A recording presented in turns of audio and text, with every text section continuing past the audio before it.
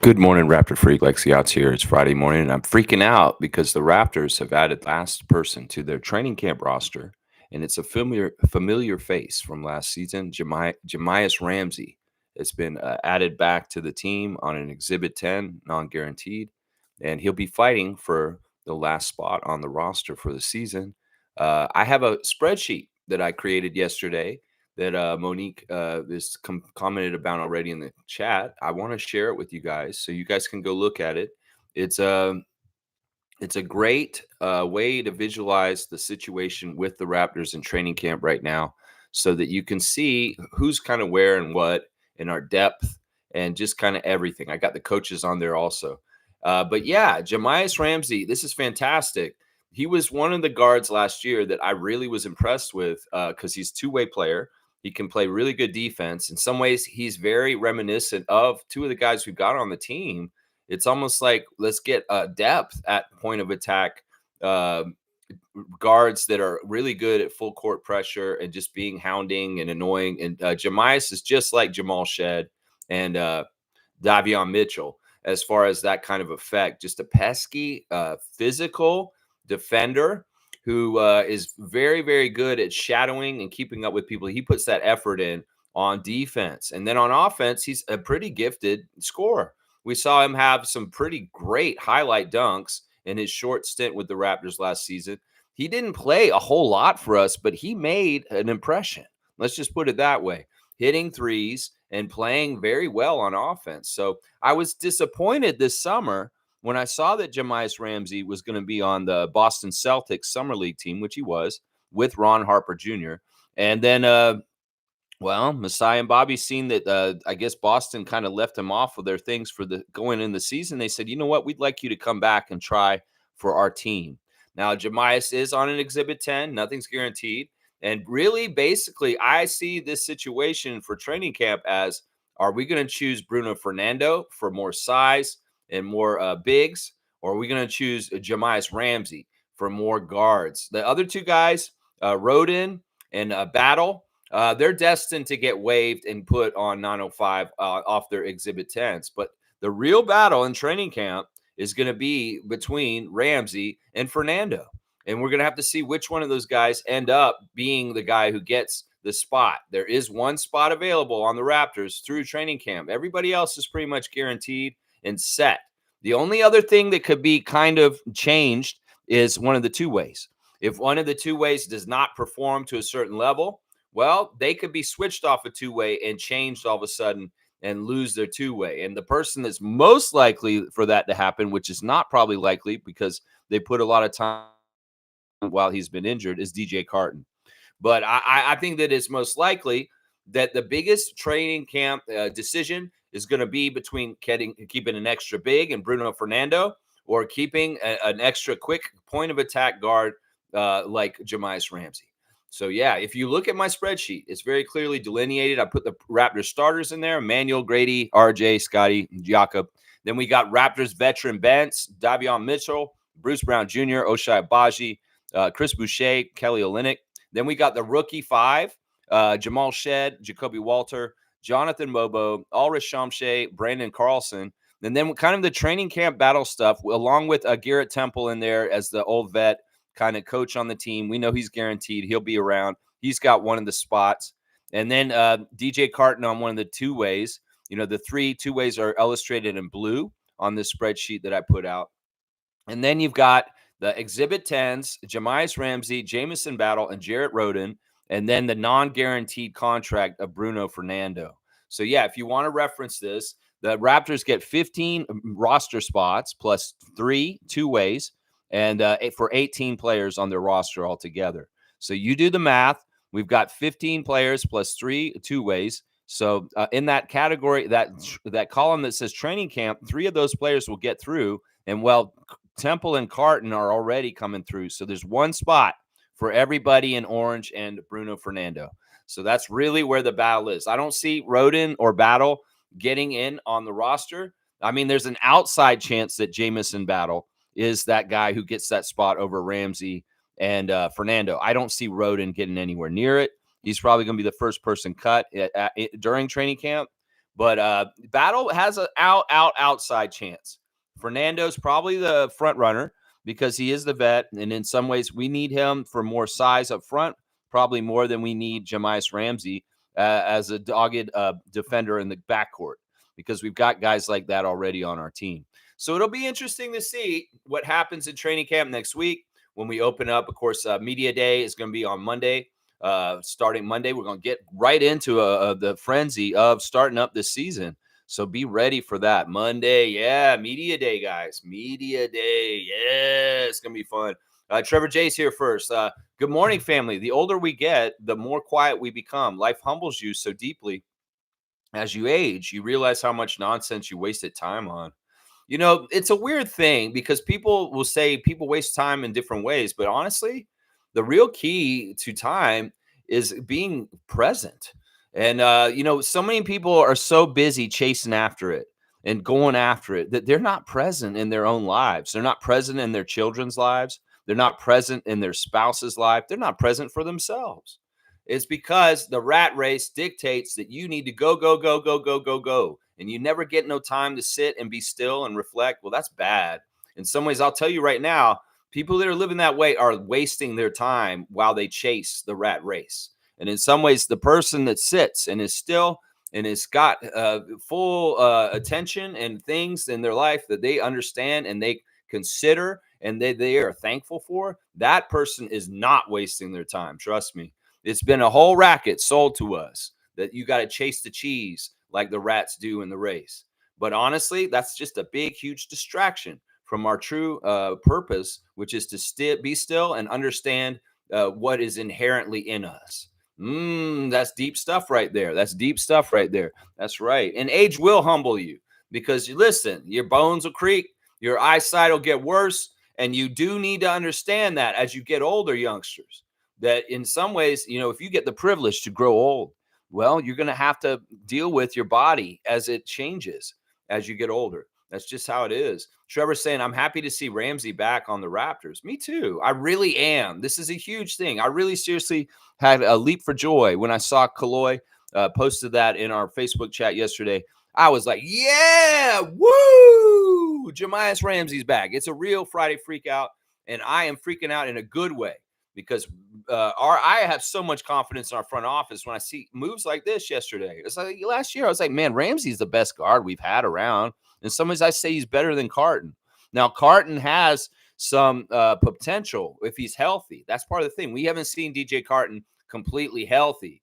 And when we see that, well, maybe I'll be like, oh, wait, DJ Carton, yeah, he's better.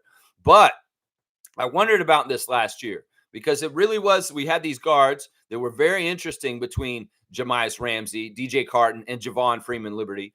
And the one that I liked the best out of all those guys last year was Ramsey. So having Ramsey get circled back to by the Raptors front office and given an opportunity to try and make this team this year, well, this is fantastic. Now, the other thing is that I'm wondering is that Jamias Ramsey, if he's young enough, is he able to, because he's on the Exhibit 10, if he doesn't make the Raptors, will he be featured on our 905 this year? That would be fantastic if this is the case, because that would just mean that 905 team just gets richer because we've got a lot of exciting prospects with our young rookies coming to play on 905 and a new coaching staff. And if you're adding Jamias Ramsey to that roster with Shamshay and Mobo and Shed, wow, 905 is going to be really stacked. And we're going to be very dangerous. And we need to win a lot on the G League level, whether it's the Showcase Cup or it's later on in the regular season next year. So, yeah, G League, I have high expectations for you. I may not have very high expectations for the Raptors regular roster this year as far as what they're going to do, but y'all need to be top notch. Y'all need to be at the top of the G League is what I'm saying right now, 905. You have no excuse. You don't have a Woody Allen coach anymore, and you've got a very, very talented roster coming in this season. Very, very, very, very talented. I mean, people like Dylan Disu, they are really impressive to me. Quincy Guerriere is going to be on that 905 team already. We know we're keeping our young studs from last year of Amari Moore and Miles Burns. So we've got really good talent on 905. We got about 10 deep down there that are top-notch G League level. So I'm all about it. I want to see this happen, man. Yeah, Trevor's saying he is also the G League champion. He also is one of the top scorers. Yeah, last year, Jemias didn't technically play for the Raptors 905. He played for a different team, and you know what? He went on and won the G League championship by the end of the year. Even though he was called up by the Raptors and came and played for us on a 10-day, he went back to the G League before the end of the season, and he kicked some butt. And he was ended up being G League champion and also one of the top scorers in the whole entire G League. So this is a coup. In some ways, this is like Javon Freeman Liberty last year. Freeman Liberty was very big for Windy City Bulls the year before he played for 905. And well, we came and poached him and said, you know what? We want you on 905 this year, and let's see what you can do. You try out in the Raptors organization, and we'll see if you can make moves and get on the main roster, which he did. But well, he's in Turkey now with Jordan Wara. But this year, Jemias Ramsey's being recruited to the 905, and this is going to be fun. I hope that he could have an outside shot of making the team outright in training camp. But if not, I'd love to see him in that 905 jersey in Mississauga running with them, because this team's going to be good. And in some ways, maybe Jemias understands this. He's probably looked at the rosters for the 905 and he said, man, this kid from Cameroon looks really interesting, man. And Brandon Carlson, that guy he can shoot threes. And the big man, I think the 905 might be really good this year. Maybe I should be chasing G League chips. I got one last year. Maybe I could get another one with the Raptors this year. There you go. There you go, Jemias. And welcome back. We're so happy to have you back on this side of the border up here in Canada. And hopefully you'll be playing for the regular Raptors, but we'll see. No guarantees. Exactly, because they're not guaranteed contracts. And, well, are you going to hang around and be in Mississauga just in case? If you're not on the Raptors this year, that'd be awesome. That'd be awesome. Monique is here. Superfan Mo has returned to the chat. So happy to have Superfan live with us. Good morning, Raptor Freak family crew. Totally the right thing to do, bringing Jemias Ramsey back. Let's go. Yeah, I was a little worried about letting him slip through our fingers last year. But, you know, Bobby and Masai, they understand the timing of things. And when we would the beats with a general manager's office, as far as when you execute, when you go and you strike. And maybe they're like, yeah, this guy's great. We gave him a tryout last year, but you know what? Let's kind of hold off on him. Let's let him do what he's due. And let's see what happens at the beginning of the year. And maybe we can add him to our training camp roster and see if he can make our team. And that's what's happened. That's what's happened. Some people were very upset and calling for Masai's head last season when Ramsey was let to walk. And they're like, why didn't this guy? Well, they let go of Ramsey. Ramsey's gone. What did we do? We're so stupid. Why did we let Ramsey walk? Well, hold your tongue and let time pass and see how things develop. And all of a sudden, Jemias Ramsey's back in a Raptors uniform this training camp. So that's fantastic. I'm so happy this happened too. I really, really am, Mo. You know that we've been big on him on this channel from last season. That's right. Monique is saying 9 more days until Raptors preseason. All right, RJ Barrett. 9 more days. Let's go. Rowan Barrett Jr. with the 9. Number 9. RJ going to the basket with the left. RJ, he'll hit you with his shoulder where you go away from him. And he lays up the shot. RJ Barrett, Canadian Raptor. Yes, 9 more days. Let's go, Mo. Let's go, Mo. That's right. Yes. And she's thanking me and saying, great job on the spreadsheet. Y'all, seriously, the link is in the chat. Click on that link. You can see the spreadsheet that I've made up for y'all. It's got color-coded, so it can show you exactly the situation of everybody involved in the Raptors training camp. Of course, training camp has 21 players. The 21 players are in the first 4 columns. The 905 purple-pink column are players that have already been exhibited, tend, and waived or already existing on 905. So we see 5 905 players that are already there, but they're not involved in the training camp battles. But then you have everybody else on there. You got the green guys are all guaranteed. They're going to be on the team. The blue guys are the 2-ways. The orange guys are the exhibit 10s, and they are fighting for a spot. And then Bruno Fernando is the only yellow guy, non-guaranteed contract, fighting for a spot also. So, yeah. If you want to see our situation for training camp with our roster, boom, easy visual snapshot right there. And Monique, it was my pleasure making that spreadsheet to help everybody in Raptors Freak family nation to figure out exactly where our training camp situation is right now. That's right. That's right. Let's go. Let's go. Monique is saying I'm on the same mindset with you, Lex. I think it's going to be between Jemias and Bruno. Yeah, those guys are the 2 most helpful players out of those four. Jamison Battle, great shooting at Summer League, a fantastic player. In some ways, he does have an outside shot. He has to play very perfect. And, at Summer League, he had 3 very good games and 1 dog of a game. So in some ways, that'll be interesting to see. Is battling for one of the spots? Maybe Jamison Battle is in the mix there. But I say, if you're doing the power rankings, I think Bruno's number 1. Jemias is number 2, Jamison Battles number 3, and Jared Rhoden is number 4, as far as those 4 guys battling for one spot on the Raptors roster for this season. That's right. There you go. Monique's saying Jemias has a great shot with us again. I think he does.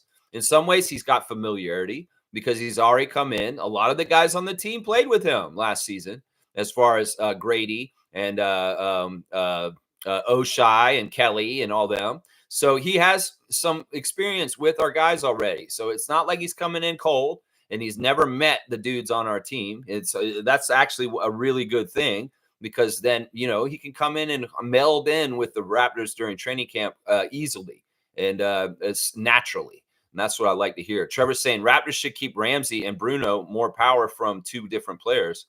They can't keep both of them, though. If they do that, they have to cut one of the other people. Now, they're not going to cut Garrett Temple. Garrett Temple is that veteran coach, bench player that is a mentor, and the guy who's the team leader as a veteran to guide the very, very young Raptors. We got a lot of rookies. He's done very good work. He's got Scotty's ear and respect. So Garrett Temple is a great old head reference player on the team to help Scotty and the rookies like Mobo and Shamshay and Walter. So in some ways, that's an important piece right there. Even if he doesn't get a lot of playing time, he's that guy who's with the team no matter what, because sometimes the coaches aren't around with the team, but the team is with the team. And Garrett Temple's kind of not, I would say, a babysitter, but somebody who's there as a quick reference, as a long-standing NBA vet who's been around a long, long time, seen it all, been around, and he can help guide these young men. And in some ways, that's very valuable. Even if some casual young fans are like, why the hell do we still have Garrett Temple? Well, we've talked about this a lot in the last year. This guy brings intangibles.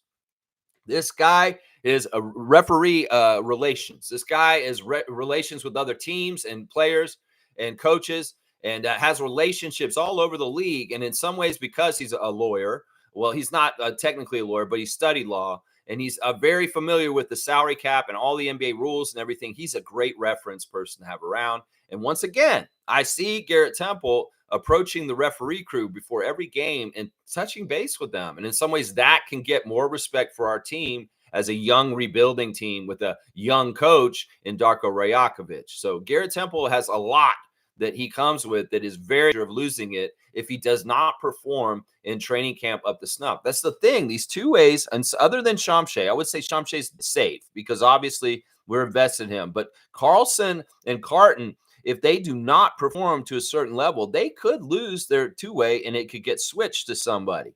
So there is an action where both could stay, Trevor.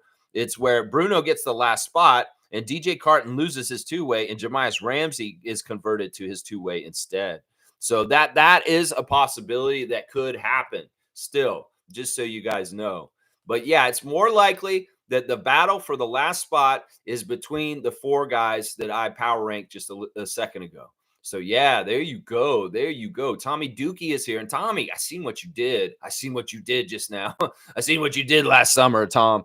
He just gave out 5 gifted memberships. Look at Tommy. Santa Tommy. Santa Tommy has given out some subscriptions. We're going to see what that top 5 is there. Morning. Masai is doing his job, or is it Dan Tolzman, or another unsung hero who's selling the Raptors to these young, talented players? They all know we got something cooking. There we go. Is that Jemias? Did you put Ramsey back into the chat? Yes, you did. Look at that. The emoticon giant is still the giant of emoticons. He's on the news. He's seeing what I'm doing here on the stream. He's saying, oh, Jemias Ramsey's back. Well, I better go dust off the head that I used last season when we put him in the chat. So there you go. Tommy's got Jemias Ramsey back in the chat heads and the emoticons. Good morning. There's Masai too. Always good morning to see Masai in the chat there. Cowboys saying, good morning, Lex and Raptor Freaks. What? Ramsey is back? Let's go. That's right. Ramsey's back as of yesterday. Cowboy, the Raptors signing Jemias Ramsey to an Exhibit 10 to compete in our training camp to make the final roster spot. Its biggest competition is Bruno Fernando, and that's going to be the battle right there. Fernando versus Ramsey. Who's going to get it? Do we need a big or a small? In some ways, when I look at the roster and the balance, I could see them cutting Bruno Fernando because we are very big already. But I want this depth, Masai and Bobby. In some ways, I do value the big man. The more experienced Fernando, the more savvy Fernando, the more pro Fernando as far as being in the league longer over Ramsey. Because in some ways, Ramsey is duplicitous with Jamal Shed and Davion Mitchell. And in some ways, I love Ramsey as a player, but in some ways, I would have loved him on our team last year. But this year, we went this summer and we went and got Mitchell from Sacramento. And now we got this great young guard out of Houston named Jamal Shed also. So I don't know. In some ways, if you're asking me which one of those two players is more needed, in some ways, you could make the argument either one is already filled the spot. But also, I would say because Shamshay and Carlson are young in their two ways, that it may be good to get Fernando just for insurance for another backup big. And in some ways, we saw with Jakob and Scotty out last year, rebounding is a huge thing we need. So in some ways, you need rebounding. We need to keep Bruno Fernando. So, it's going to be tough. We're going to have to figure this out. That's right. Cowboys got Darko with the red eyes on blast. There we go. Freak out. Freak out. Freak out. 9 more days. 9 more days, y'all. Oh, my gosh. That means the game's on a Sunday. The game will be on a Sunday. We'll have our first preview for the preseason on a Sunday, guys. Washington and Montreal against the Raptors in the Bell Center. Let's go, Montreal, and get out there and enjoy all the events next week, the open practice. They're doing stuff with Vince in Montreal next week. They're having the NBA Showcase Cup or whatever, the NBA Cup is going to be there. They're trying to make it more illustrious like the Larry O'Brien. So they're going to take the trophy for the in-season tournament to Montreal next week and put it on display in a Maison house where they have like a little NBA space, pop-up space where Montreal fans can come in and check out NBA stuff and see the in-season tournament trophy. Legitimately it. I don't know. That's just not as special as that one right there, baby. That's the real one, baby. The LOB. That's right. Let's go. There's the footprints. Let's go. Happy Friday, Raptor Freak family. Let's go, Tommy. Trevor's saying maybe it's all Darko to get Ramsey back. I don't know. No, I don't think that's true. I think that, all right, listen, if they are putting an ear to the wall to listen to us and they heard our feedback about Jahmi'us Ramsey, well, there's a vote of confidence in him there. I mean, Bobby Webster's a smart guy. He could watch Jahmi'us Ramsey. He could see how he did. In some ways, he carried himself very professional. He carried himself with a lot of energy. In some ways, I made overtures that he is like a Leandro Barboza with his energy and being able to run it up and down the court, and his defensive commitment is a very, very attractive thing with Jahmi'us Ramsey. Then you add in that he actually is a skilled offensive player on the other end also that can shoot the three and attack the rim with some ups. Yeah, there's not a whole lot to not like about Jahmi'us Ramsey, because in some ways he's a very serious player that takes his career very seriously, and you can tell that. You can tell that when we talk about in the last couple of days players that just coast on their talent. That's not who Ramsey is. I can tell this dude is working on his game constantly, just like a DeMar DeRozan would. And that's what we like about that right there. Yeah. Cowboys saying the difference between stumbling blocks and stepping stones is how you use them.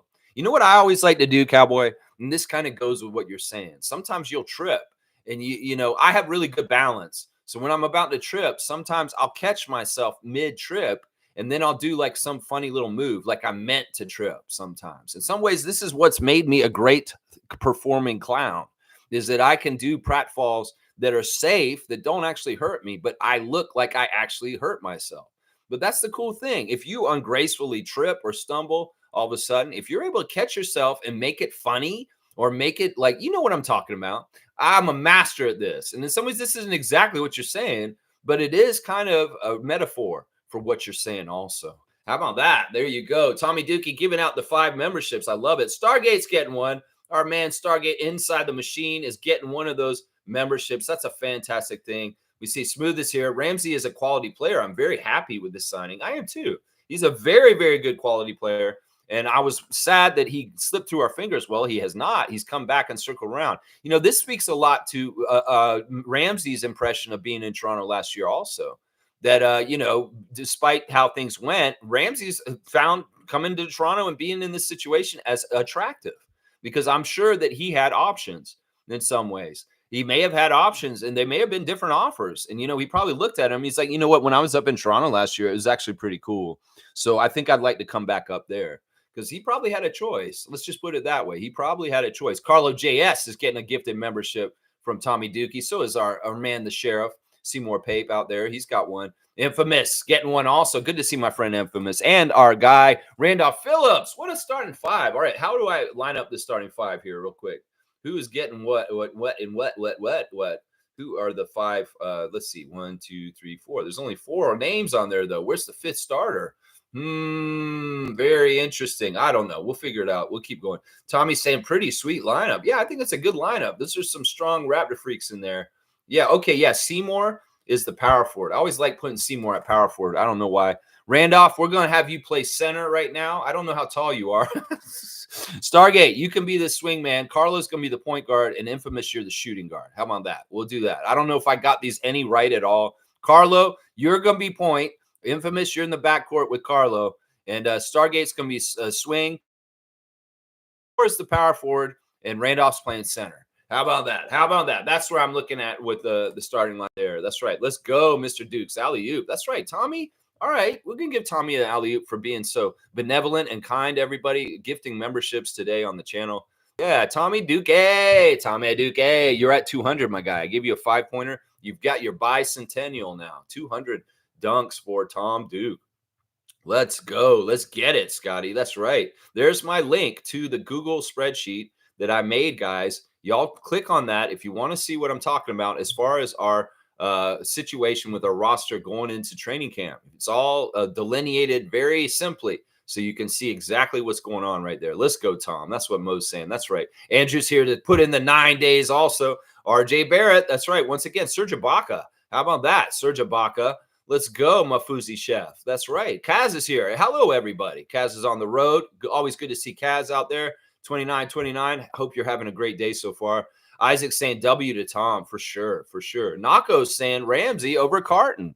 I could get behind this, Gerald. I could get behind this. In some ways, the problem is we have not seen Carton out of Marquette completely healthy. And there's signs that he is now. So we could see a very different DJ Carton this year than the one that we had last year. We only saw DJ for like a game, and then he got hurt. And he must be valuable enough that the Raptors didn't want to cut him and take his two-way away from him, even though we were in that situation where everything was kind of messed up and we needed players, that they kept Carton and they kept him on. That says a lot right there, Gerald. So we have to see if Carton is completely healthy. Oh, look out. He was the best player at Summer League in some ways. And in some ways, DJ Carton, if he's got his ups, and he's ready to come back healthy, that may not be true right there, but they're very close, I'll bet. Now, Nako, you need to check your email, because I've sent some emails out to players from last year's fantasy basketball league, and you guys got to reconfirm that you want to come back. Now, if you're not going to play seriously, if you're going to be half-assed, don't come back. Don't come back, because we want very competitive teams. And in some ways, I'm thinking about doing relegation, because some teams that did not do well enough in their records may not be asked to come back next year.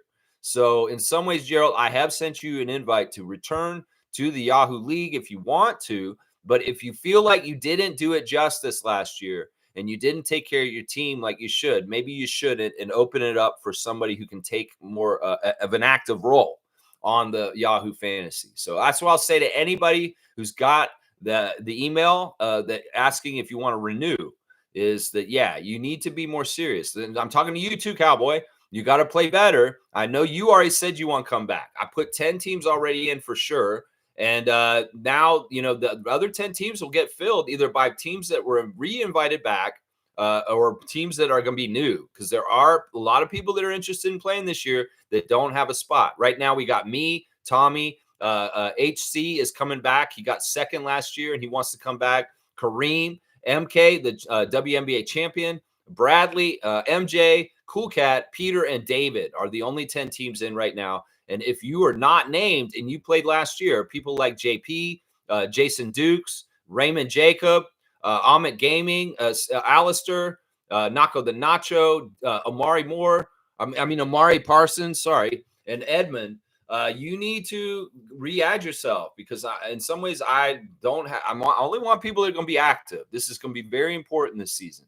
Very, very important this season, guys. All right, let's see. Carton over Ramsey. So Cowboy likes Carton over Ramsey. Okay.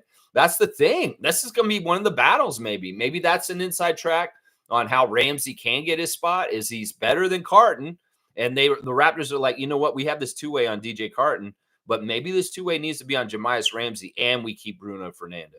There's a couple of ways and leeways of things in certain ways on this. So we'll have to see. It very much will be very competitive between the people, Jamison Battle, Jared Rhoden, DJ Carton, Bruno Fernando, and Jamias Ramsey. Very, very competitive. Nameless is here. Good morning, all of you freaky sons of bitches.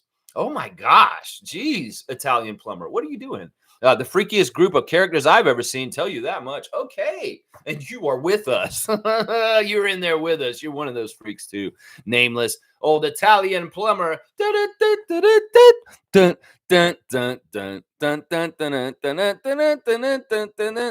I feel like you should do this sometimes, Nameless. When you're going to plumbing jobs, you should play the Mario Brothers theme while you're walking around. That'd be cool.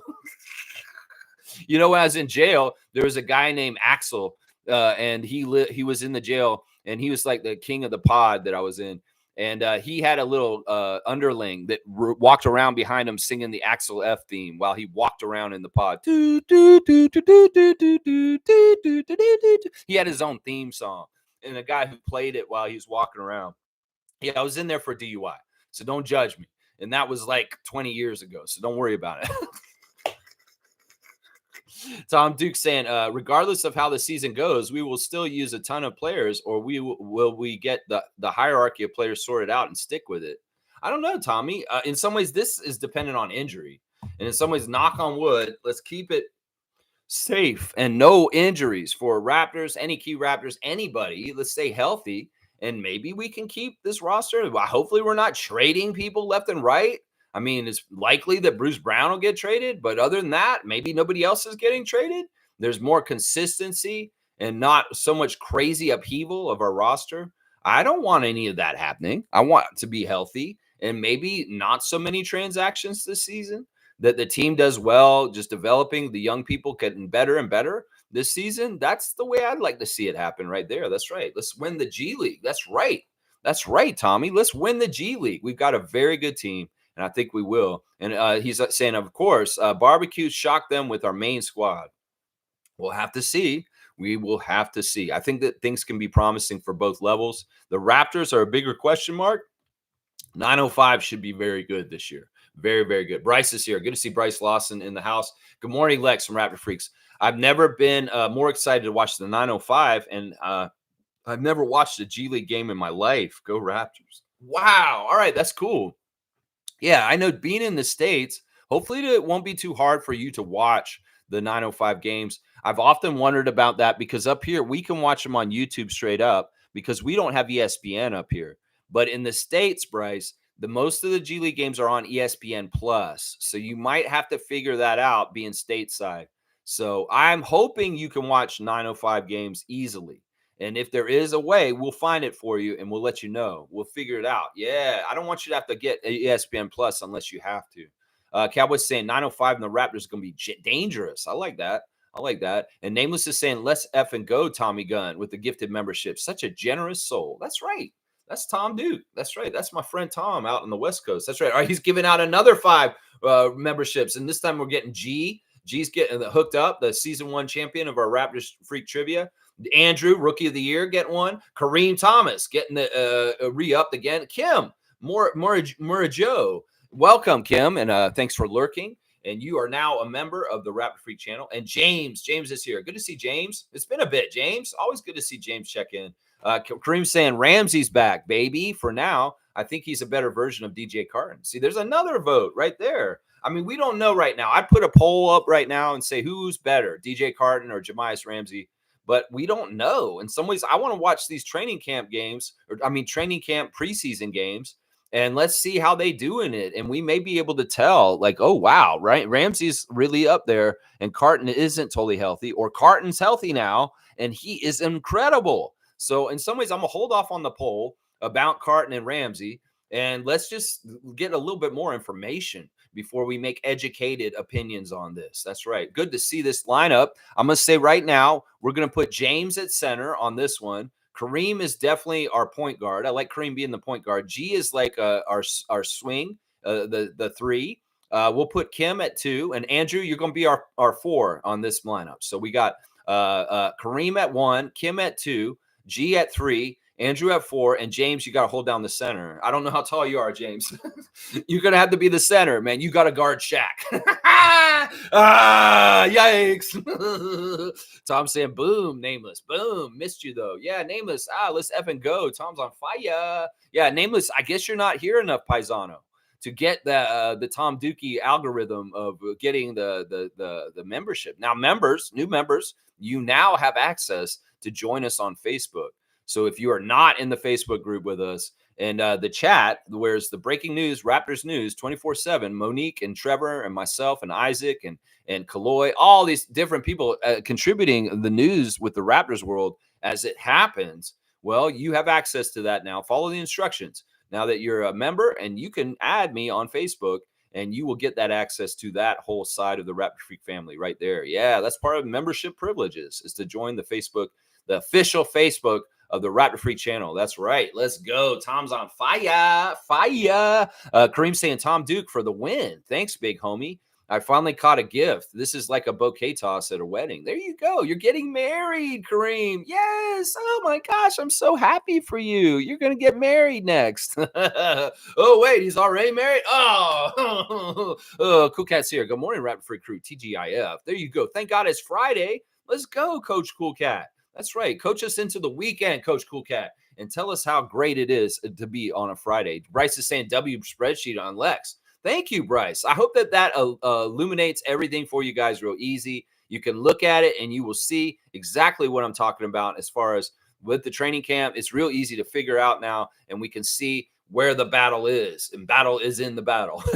Battle is in the battle. That's right. Andrew saying, thank you, Tom. Yo, huge W. There you go, Tommy Dookie, getting the W's and the love from the Raptor Freak family for his benevolence. That's right. Ha Kareem. That's right. He's getting married.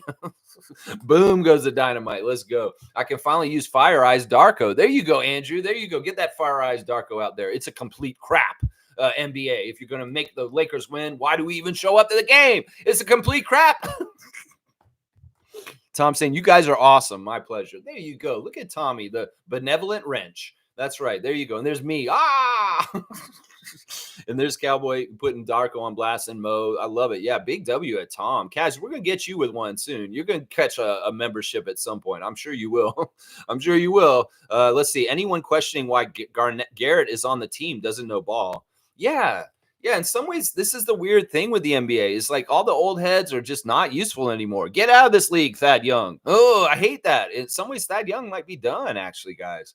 And that'll be sad. We'll have to celebrate Thad's amazing career. Raptors Nation loves you, Thad Young. And if it is the end of the road for you in your playing career, what an amazing career you've had, Thaddeus. And in some ways, it's sad in some ways. But yeah, Garrett is very valuable. Very, very valuable. Trust me. In some ways, he is politicking for the Raptors in all kinds of ways. In some ways, Garrett Temple may eventually move into the hierarchy of the structure of the players union and the rules and the lawyers in the NBA as an organization.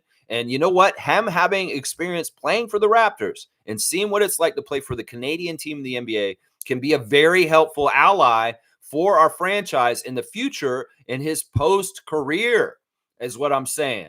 Because in some ways, if he's going to be involved in the league, in the front office, in any kind of way, if he's going to be involved in the Players Association or the union in any kind of way, the fact that he has experienced what it's like to play for the Raptors within the NBA is absolutely amazing and good for us. Trust me.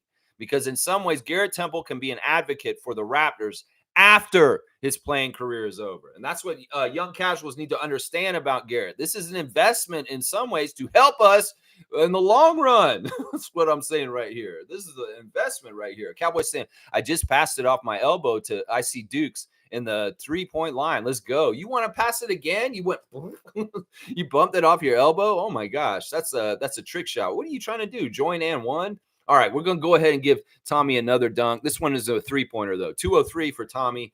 He's rising up the ranks today from being so benevolent. That's right. Andrew's saying, to be honest, I'm not a huge Carton fan. Well, I want to give this kid a chance because, like I said, he was never 100% healthy when he played for the Raptors last year. He got one game in where he looked awesome, and then he got hurt, and that was really bad timing. In some ways, he lost an opportunity to really showcase himself because the Raptors needed people bad with injuries to Scotty and Jakob.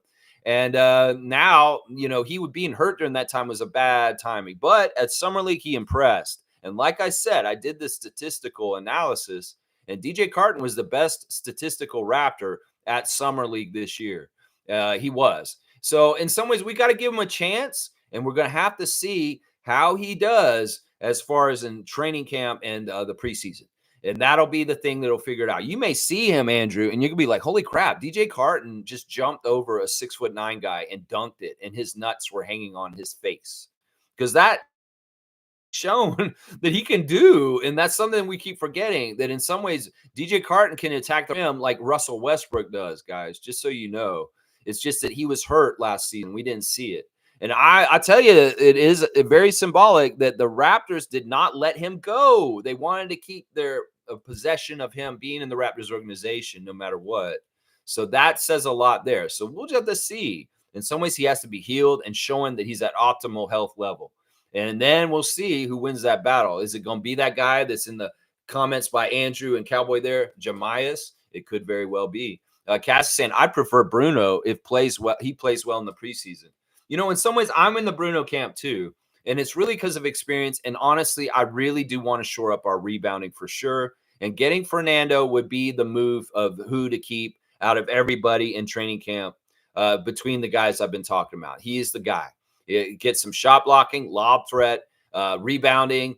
He was at Basketball Without Borders with Darko, Emmanuel, and Masai. That's ingratiated himself. He's been a lot around the Raptors already in summer. He's showing commitment, working out with Jakob and Emmanuel in Miami.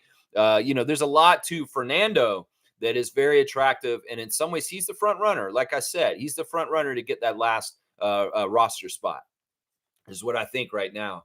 Nako's saying, I know I'd rather Ramsey over Carter. I'd probably make Fernando I'd rather Fernando over Ramsey. Yeah, see, that's the thing. We're going to have to figure this all out. And once again, none of this is figured out because these guys haven't shown up. They haven't started training camp, and they will get analyzed during training camp. And in some ways, that's where their power rankings go up and down with the coaches behind the closed doors and seeing exactly where they're at and what they're competing at, what level right now. So we're going to have to see. Yeah, Andrew's saying, I like Bruno too. He's more proven than Carton, Ramsey, and Carlson. He is. He has more years in the NBA. He has more minutes on an NBA court. And in some ways, he's a safer bet or safer pick than some of the other guys in some ways. Kareem's saying, look at our young talent in the pipeline. Our pipeline isn't made of copper. It's made of gold. Okay, we need Daimless on this. Darko has everything he needs to develop this team. He's going to work his magic. Raptors 2026 NBA champions. Say that 2 more times. NBA champions 2026. Toronto Raptors. NBA champions. Toronto Raptors 2026. Yeah, let's speak it into existence. That's what we do. Manifest by speaking it into truth. There you go. I love it, Kareem. Let's go 2026. That's right. Randolph saying, blessings most beloved, Raptor Freaks most informative gang. The negativity of your enemies must be used as fuel as you drive towards success and achieving your goals. Keep moving forward. There you go, Randolph. I love that. That's a great word of wisdom this morning. Yeah, the hate is going to hate. Why not use their hate as gasoline and pour it in the car and go to your destination on it?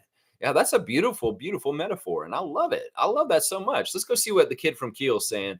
This is what Leo's saying this morning. No matter how bad things get, something good is out there, just over the horizon. There you go. Keep your hopes up and believe And even if you're in a bad time, this too shall pass, and the good stuff is up ahead. So yeah, you keep working towards it. Andrew thinks that Shamshay is an MVP.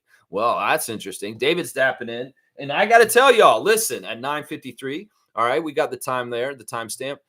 This is what I got to say to y'all real quick. I had taken cards from the new classic card huge box and refilled this box because there's only like 5 cards left in here. So we've got brand new restocking of the classic card. It is absolutely full with the new stuff that Trevor just brought me. So let's see the new blood of the classic card. Let's see what I get today.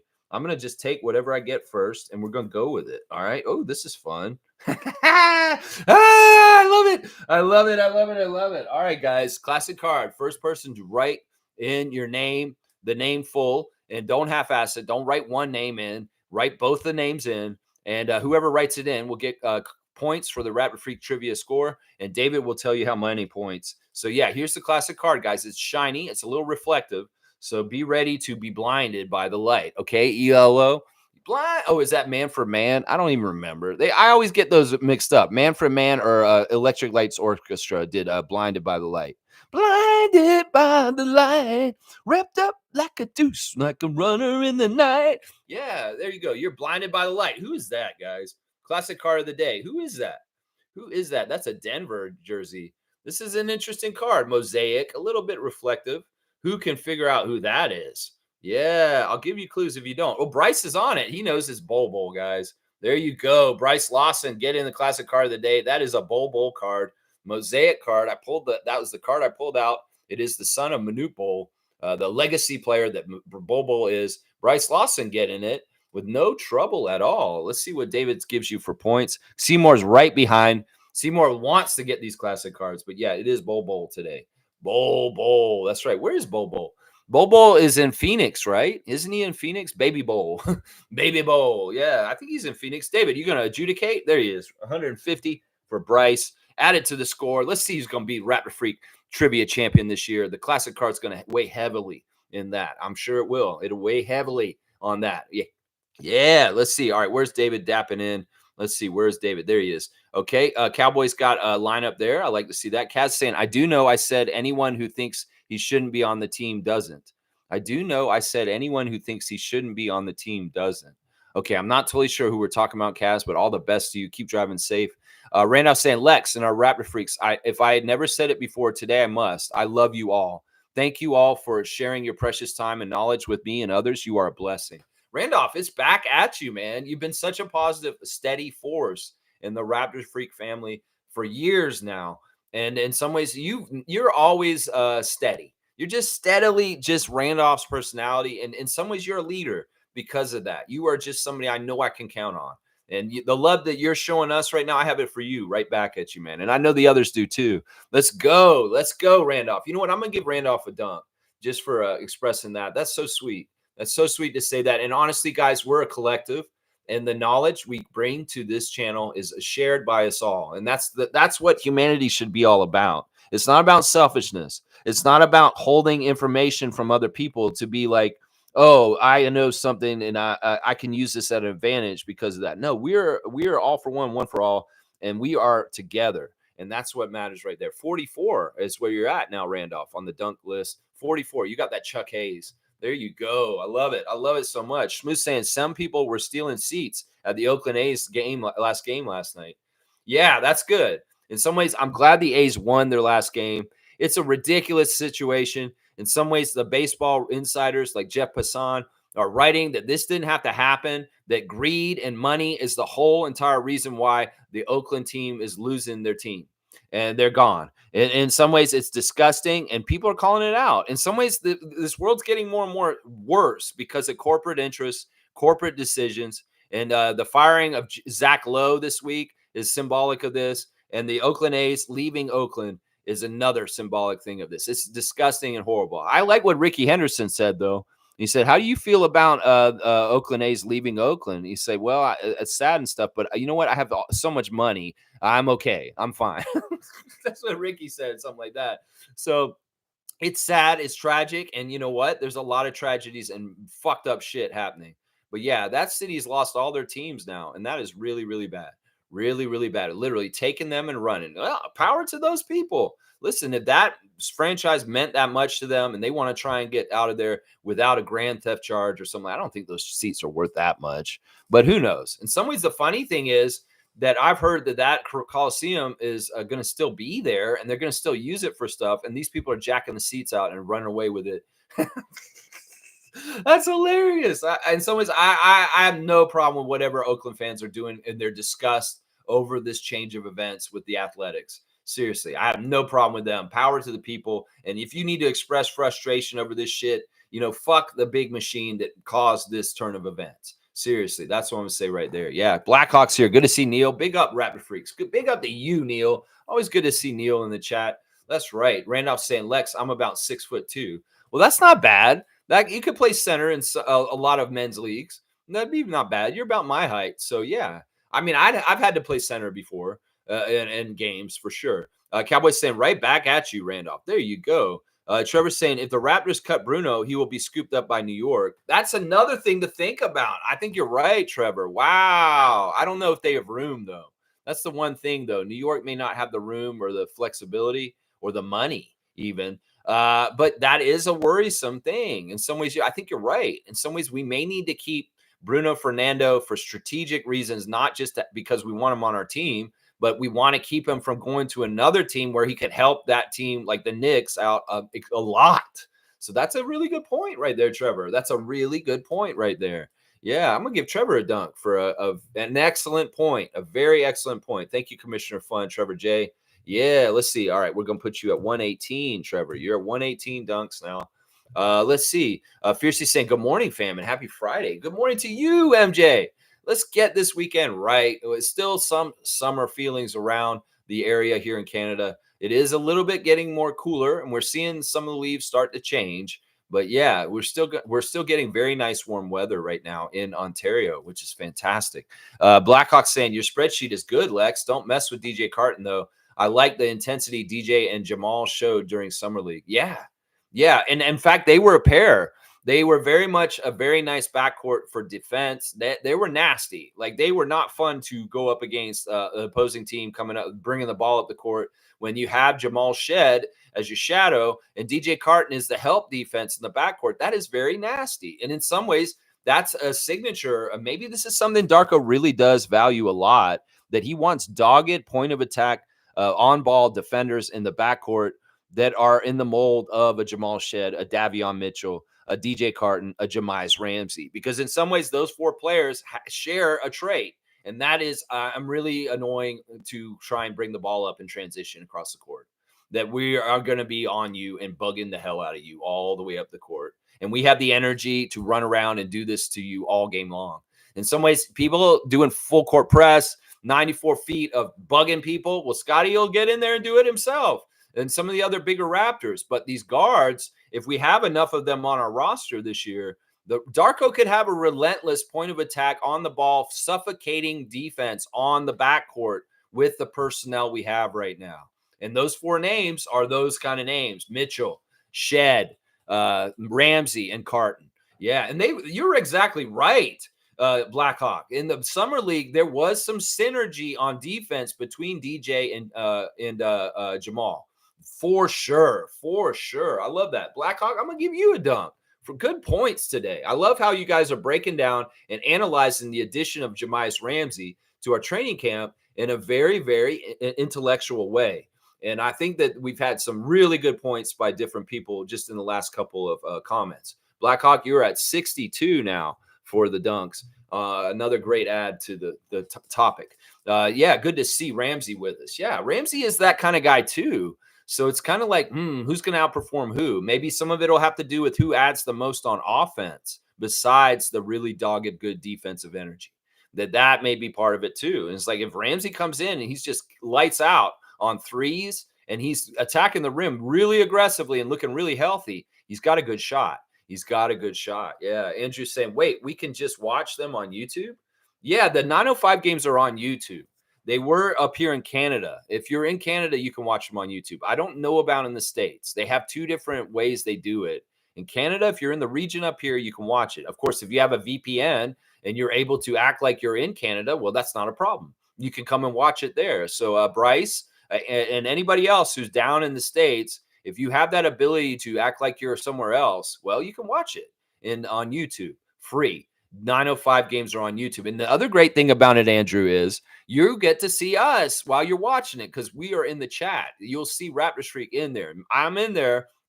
I'm a fast typer, and you can actually hear me reacting and talking about the 905 games as we're watching it in the general chat on the 905 broadcast. And the other fans will be in there too. There'll be like fans from the other G League team, and we'll be a little bit of talking trash, a little bit of fun and sportsmanship, and usually good and exciting commentary. Last season, the 905 games were in the beginning. Well, when Jonte was on the team, Tom, friend of the Porter family, was in there talking with us a lot and explaining how Jonte is a financial genius.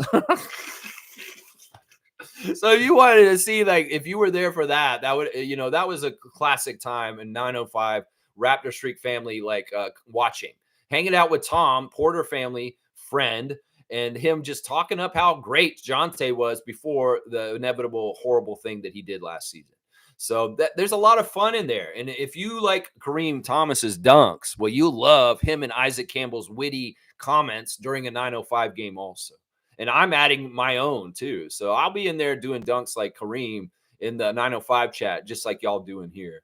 So it's a hoot. It's a fun time. We often see Cool Cat and MJ in there also. So there's a good contingency of our Raptor Freak family that are habitating in the 905 YouTube stream chats. So yeah, you can come in there and hang out with us while we watch it. That's right. 905 games are free on YouTube. That's right. They did that because in the States, they're on ESPN Plus, and we have no access to ESPN. There was actually a season where we couldn't even watch our 905 games because they hadn't figured out this problem. And a bunch of us made a bunch of noise and said, we can't even watch our G League team because it's on ESPN Plus and we have no access to it up here. So that G League turned around and made the Raptors 905 games free on YouTube across the country. So that's why right there. Cool Cat's saying, does anyone know if Canadians subscribe to ESPN services, or is it restricted to US IP addresses only? Yes, that is exactly it. Have you ever noticed, Cool Cat, if you're on ESPN's main website, there may be a video or something that you want to click, and it'll say something like, this video is not available in your region. This is part of it right here. There's IP Raptors 905 on YouTube for free down there. You get that VPN and it'll hide things, and well, you can see all the ESPN content you want. I'm actually really thankful of that block because I don't need to see more crap. So I don't mess with it. I don't care. If I don't see ESPN's content, great. That's really helping me. And in fact, them firing Zach Lowe this week just shows how much they care about real journalistic integrity.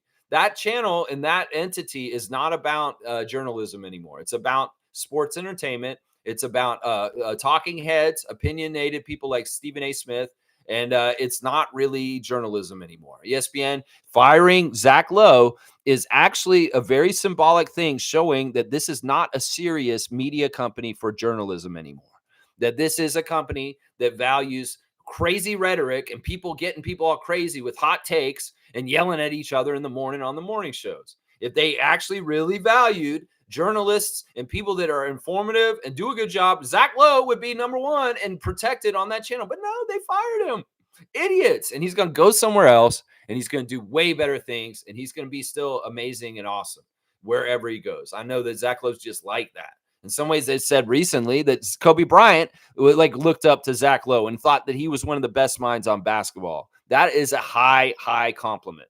That Kobe Bryant wanted to talk to Zach Lowe and pick his brain about basketball because he thought it would help him to learn more about basketball himself. That is a high, high compliment, what I just said right there. Yeah, there you go. There you go. Live, baby. That's right. Thanks, sir. Thank you, sir, for the gift. Much appreciated. That's right, Randolph.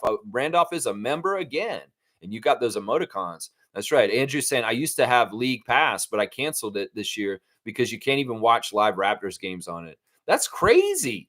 Well, that seems like that totally defeats the purpose. I know that it's because they want you to have to buy the cable packages from Rogers and Bell to be able to watch all the games. That's the other shady thing about the Raptors is it's a split agreement, and it's not going to change even though Bell sold their shares in MLSE.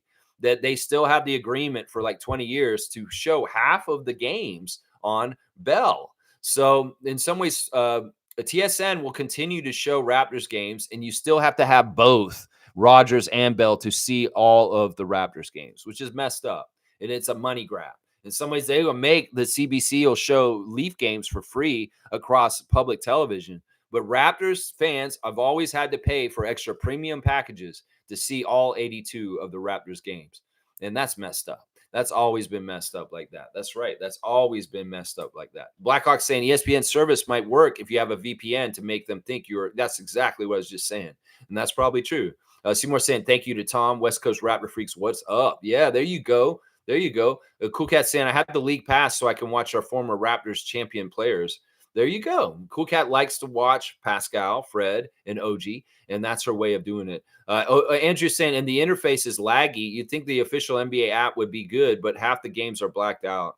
Yeah, that's awful. That's awful. That sounds like a rip off. That's right. Blackhawk saying Thad will be focusing on his boys. Yeah, in fact, Thad Young Jr. just got called to an all team in his region, all-star team for his excellence at his age. Yeah, Thaddeus Young Jr. is on his way up.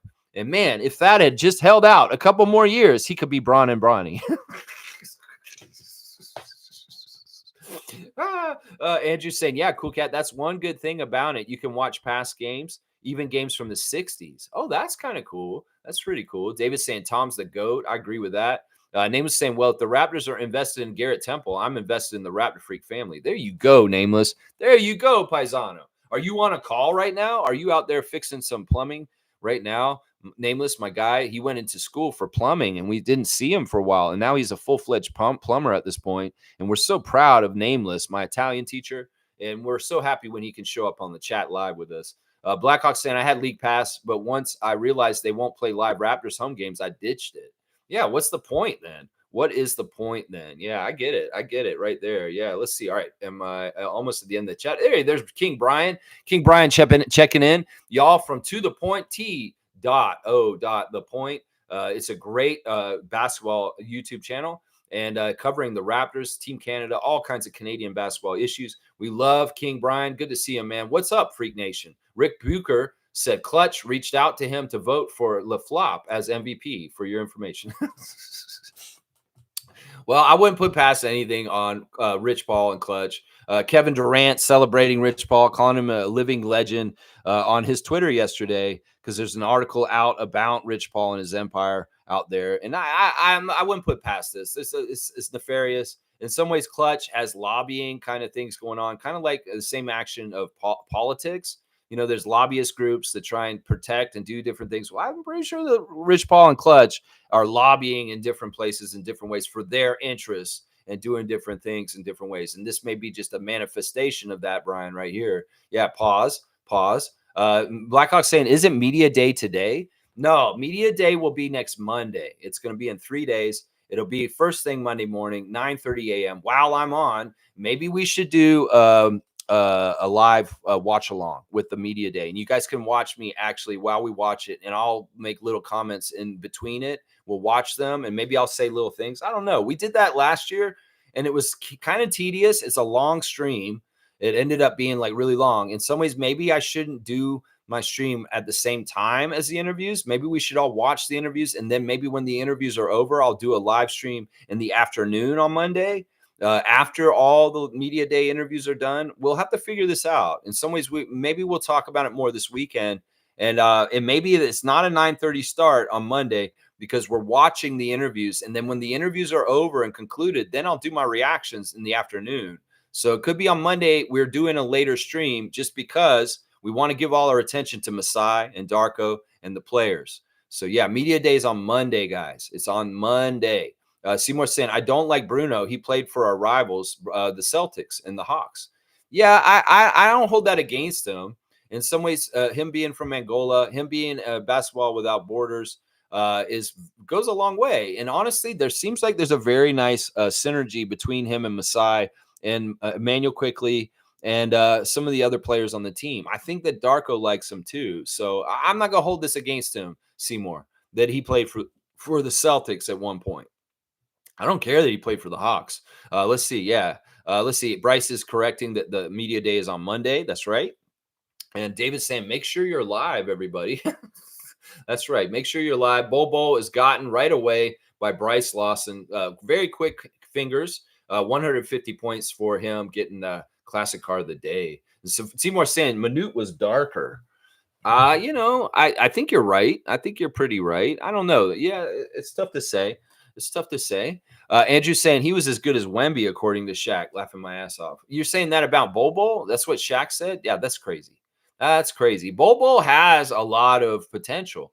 In some ways, I remember in Scotty Barnes' Twitch family summer of after his rookie year, there was a lot of talk about Bobo on the 2K game and how OP is in certain ways, and that Scott loved playing as Bobo on the NBA 2K that summer. So Bobo was talked about a lot on Twitch with Scotty, just because he would utilize him on his teams a lot because he had some certain powers with his height that really made him kind of a good player on 2K. Seymour saying, or Blackhawk saying, we're going to trade Bruce Brown for Bobo, and Bobo will go off for 30 plus. I wouldn't mind that. If Bobo showed up in the Raptors, I'd be very happy about that. He's a player that I'm very intrigued by. I know that he's bounced around a bit. He's been in the league for a while now, but in some ways, he'd be very, very interesting to have around. Seriously, I'm not against him. He's not on my list of players I don't want on the Raptors. He's on the list of, yeah, let's have him. Seymour saying not as good as Wemby, but I think he can guard him respectfully. Yeah, he's got that length, and he is very light on his feet and pretty quick around. It's interesting. In some ways, Bobo's dad is very much more reminiscent like Wemby. And if there was ability to see Manute Bol guard Victor Wembanyama, that would be pretty fun. If that was able to be happening, that would be pretty fun. Because in some ways, I'd want to see maybe if Manute could block Wembanyama's jump shot. Because nobody else can. Nobody else can. But maybe Manute could have. Manute may have been able to do it because he's taller than Wemby. I don't know if Bobo is. Bobo's not exactly as tall as his dad is. His dad was. Yeah. Yeah. Let's see. Andrew's saying apparently Manute's grandfather was close to 8 feet tall. Yeah, I can believe that. The Dinka tribe has always been historically an extremely tall tribe. You know, there's different tribes around the world. There's Pygmy tribes. They're absolutely tiny little people. But the Dinkas out of Sudan, that is a very, very tall tribe. And that is the family of the Bulls. They are Dinka tribe. And that's part of it right there. Yeah, Andrew, that is insane. Andrew said Manute also killed a lion with a spear when he was a teen to prove his manhood. Yeah, that's a rite of passage over there. And I remember the story too, that for a young boy to become a man, you had to do this. And he did it. He did do it. Yeah. Yeah, I remember the story too. That's exactly right. I remember that story, Andrew, for sure.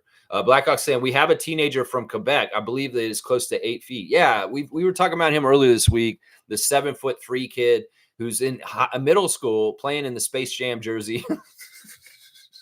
It's such a weird clip, man. Watching him play with those middle school kids, and he's like over 7 feet tall. It's just not fair. It's just not fair. Seymour saying Oakland lost the Warriors and the Athletics. Damn, now all they have is that city is crime. They lost the Raiders too. They lost the Warriors, the Athletics, and the Raiders. 3 major sports teams. Yeah, and all they have is crime now. That's horrible. That's just sad, man. That's just sad, Seymour. In some ways, you know what? You fix crime with getting people out of poverty. If you have universal basic income, if people have their needs met, crime goes away. It's just a proven fact. And if we really want to get tough on crime and end crime, well, we need a more just society that has monetary equality to help people get out of the trenches. And in some ways, the people who are in trenches are the ones who are doing the crazy shit that's criminal. In some ways, if people have roofs over their heads and they have food in their belly, there's a lot less crime. Crime rates drop. This is scientifically proven. And everybody who says it's immigrants showing up, that's bullshit. It's because of poverty that crime exists. And when there's less poverty and there's less people that are just scraping by to get by in their life, the crime rates go down. And that's just the proven damn fact. And we need more leaders that understand this and are working towards fixing things in that kind of way. Because you can't put a Band-Aid on something that's not going to work and just say, oh, we have more police on the road. That's what's going to do it. If we do this, we do that. No, that's not what helps it. It's economic situation. And if you can help pull people up out of abject poverty or being below the poverty line, crime rates drop. That's just the damn truth. So as a sociologist as somebody who studied this in grad school, this is just the damn truth. And this has been the answer all along. It's just that there's a lot of people up there, they're greedy and they don't want this to come out, and they want to keep their protected money and their big, huge hoards of money, these billionaires. Well, if they were actually taxed correctly and we put this money back in investment in the lower income people, a lot of problems would go away. They actually would. They would go away. That's right there. Brian's saying straight up, Lex, I'm part of Freak Nation. I consider y'all as part of To The Point family. There you go. There you go, Brian. Of course, my guy. One hand washes the other. In some ways, I wouldn't be doing this channel if I had not appeared on y'all's channel. And in some ways, you guys are a very big part of why I'm doing this, because you guys, you actually really did light a spark, Brian, in some ways, by having me on and saying, dude, this guy's awesome. I want to hear what he has to say. It really encouraged me and kept me going. And in some ways, I love that. I love that we're a network, and that's awesome, Brian. I love to hear that. Andrew saying, and paid 80 cows for his wife. What? Manute paid 80 cows for his wife? Wow. Well, I'm so glad he paid that amount of cows, because we wouldn't have Bobo. Bobo, without the 80 cows, there's no Bobo. Oh, you guys are funny. You guys are funny. Cowboys putting To The Point on blast. And Seymour saying, what we do for love, 80 cows. Bobo. Bobo, that's what you get. Bobo, he actually has some brothers too and sisters, I think, too. I think that Manute had a couple of kids. And Bobo, I'm not totally sure about that, though. I can't say for sure. Let's see. How many days? 9 days, y'all. 9 days. A week and 2 days, guys. We're getting so close. G's hyped. G is hyped. I love seeing G go, woo, woo. And Andrew's got Justin Bieber. He's got 9 of them there. He's got 9 Justin Biebers. Oh, crap. That river's going to be stopped up by tomorrow now that we got 9 Justin Biebers running around here. Oh, man, that river has no chance now. No chance at all. 9. We cloned Justin Bieber 9 times. Oh, my gosh. We're in trouble. We're in trouble now. Let's see. Andrew's saying, man, I know Jonte screwed up, but I really liked him as a ball player. Me too. That's the sad, tragic thing of this bullshit. I mean, we've been dealing with some crazy bullshit right now, Raptors Nation. Whether it's Jonte Porter and his bullshit, whether it's Koloko and the whole story arc with him, whether it's Rodgers taking over as the primary owner of our team, whether it's Vince Carter's retirement jersey being forced down our throats. Yeah, we're dealing with a lot right now. In some ways, I'm not calling these L's. I'm calling these learning experiences. I'm calling these hardships. I'm calling these just fucking bullshit bumps in the road as we go towards our next Larry O'Brien championship. And that's just the part of the journey, is the adversity. In some ways, all right, this is what Doug Smith's talking about on Twitter this morning, and it makes me so disgusted. And in some ways, I'm very proud of Raptors Nation overall coming out and saying we do not totally accept this Vince Carter retirement of his jersey. There's a lot of people rejecting it right now. It's in comment sections all over the place. People are saying, this guy quit on us. Why are we honoring him? There's all kinds of stuff being said all over the place. I am so proud of Raptors Nation keeping it real and talking about this. So basically what's happened is Doug Smith is posted a picture of a Vince Carter number 15 purple front black back that is hanging at Exhibition Place at the Princess of Wales gates. They put it up on wires, and it's hanging up at that intersection at Strawn and Lakeshore. And they apparently, this is what Doug is saying, that I'm told there are a couple hundred jerseys sprinkled throughout Toronto today, like this one. Dixon Park Court's rededication announcement coming later this afternoon. So wait a second. They're going to take Dick and rename it the Vince Carter Court today. That's there. And apparently there's all these Carter 15s hanging all over downtown Toronto right now. I don't know if you're supposed to go get them and steal them, take them down. Some people in the comment section say, take all those motherfuckers down. Why are we seeing this shit all over the city? In some ways, if y'all are really trying to win us over with this Vince Carter retirement shit, this is not how to do it. Throw it in our face and get us disgusted. I can only imagine the people driving to work this morning along the lakeshore and they see Vince Carter's 15 and like, fuck that guy. You just pissed me off and I'm on my way to work. Traffic's already pissing me off and now I got to see this fucking Carter jersey hanging in the air. Seriously, there's a lot of people like that in the comments, even on Doug's little post. I look down and the comments that are saying, are all the Raptors, are all the jerseys Raptors, or are any of them Nets jerseys? Somebody said. That's a burn right there. That's a burn right there. And say, let's see, are they the version of I don't slam anymore and share our plays to other teams? Boom, Barney. Yeah, that's a burn right there. Phillips saying Kyle better get a jersey flying from the top of the CN Tower if we're going to do this shit for Vince. That's right. And Hey Bud saying brutal. Number 7 should be the first Raptor retired, not the one that quit on the organization. And then David Dano is saying, get them down. No one wants this. I love it. I love it. Those are what the comments are saying. There's no positive comments in that thing. Every single one of them saying, what the fuck is this shit? Like, if you're driving down the road and you see a Vince Carter jersey somewhere, go get it, snatch it down, keep it for yourself. They shouldn't have left it there, right? Are they just putting them up out of reach or something? Get those motherfuckers down and keep them if you want. Do whatever the fuck you want with them is what I'm saying. It's crazy. I can't believe that. Oh, my gosh. Yeah, if you're running around town and you see Vince Carter jerseys, well, somebody put them up in the middle of the night. It's no Moticon giant. These are Jersey dwarfs that are doing this. These annoying people that are doing this. The other thing is they're really trying hard to win Toronto sports fan over with the idea of retiring Vince's jersey. Tracy McGrady and Vince Carter last Sunday went to the Bills game. The Bills, Buffalo Bills NFL game, and they wore all Bills outfit. Man, what a brown-nosing move indeed. They're going to try and get the Bills fans in Toronto that are also Raptors fans to kiss their ass by showing up and doing this. Vince, why do you care about the Buffalo Bills all of a sudden? And you showing up in Bills gear with your cousin Tracy at the Bills NFL game on the sidelines on Sunday.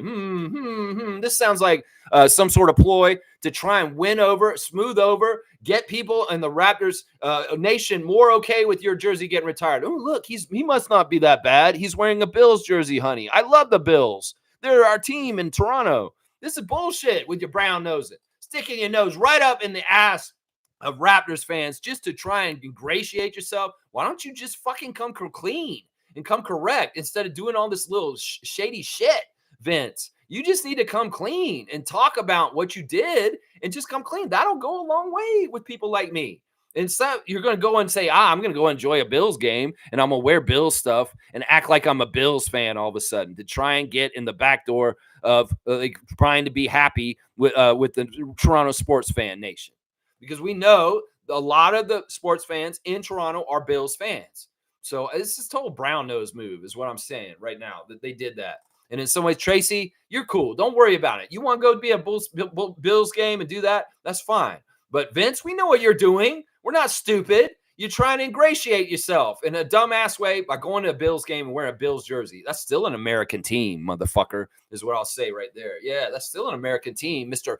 Pro-America, xenophobic American Vince Carter. That's what I'm saying right there. That's right. Let's go. Let's go. Nameless is saying, I'd be down with to the point. Pass it on. There you go. I like that, Nameless. Carlos saying, good morning, Lex and fellow freaks. Happy Friday. Thanks for posting the Jemias Ramsey news, man. That was awesome. Smooth saying, Zach getting fired shocked me. Yeah, that don't make no sense. He's like the only one at ESPN that has any journalistic integrity at this point. It's like Woj is leaving too. Man, ESPN is just a sinking ship of bullshit talking heads that just talk out of their ass. They're like me. You guys can put me on talking head on ESPN, and I'd be just as unqualified as all those other motherfuckers that are there. Seriously, Zach Lowe's a real one, and he's actually one of the most bona fide journalists for the NBA. And ESPN's just catching L's left and right. Left and right. That's right. Andrew's saying ESPN only hires people who don't know basketball, so they had to let Zach go. Boom goes the dynamite. Andrew, you want a dunk? Because that is funny right there. Yeah, you're getting a dunk. You just went over 100. You're 101 now, guy. 101 dunks for Rookie of the Year, Andrew. Yeah, that's funny right there. Carlos saying, Zach Lowe says the Raptors will be the surprise this year and will be 500 by the end of the season. See, maybe that's why they fired him. They were like, Zach, why are you talking up the Raptors right now? No, you need to put them underneath the nets, just like Peloton did. No, you really think the Raptors are going to be good this year and they're going to be 500? Well, you're fired. Oh, my gosh, that is not the way we work in ESPN. How dare you speak nicely of the Raptors and say something good about them? Don't you understand? TSN covers them, and we don't cover them, so we can shit all over them and talk all kinds of trash about them down here. We're supposed to. What are you doing, Zach Lowe? You write any pro-Raptor stuff, you're fired. Maybe that's what happened. They're like, holy crap, this dude's saying good things about the Raptors. You're fired, Zach. I'm sorry. Come on in. You're fired. Sorry, you said something good about the Raptors. Smooth saying Lowe was one of the few people that had objective takes on the Raptors. Maybe that's part of it right there. Maybe it's exactly part of it right there, Smooth. There's some ways it's like he's telling the truth, and they're like, they're not about the truth. That's the problem. Where's my ESPN with Charlie Steiner and Stuart Scott? Where's my ESPN with those guys, Chris Berman? Where's my ESPN, the old ESPN that actually was like a news telecast, where these guys would sit at a booth and it would be like a news show where they're telling me the news about sports? No, now it's all opinion. Now it's all just assholes talking out of their ass.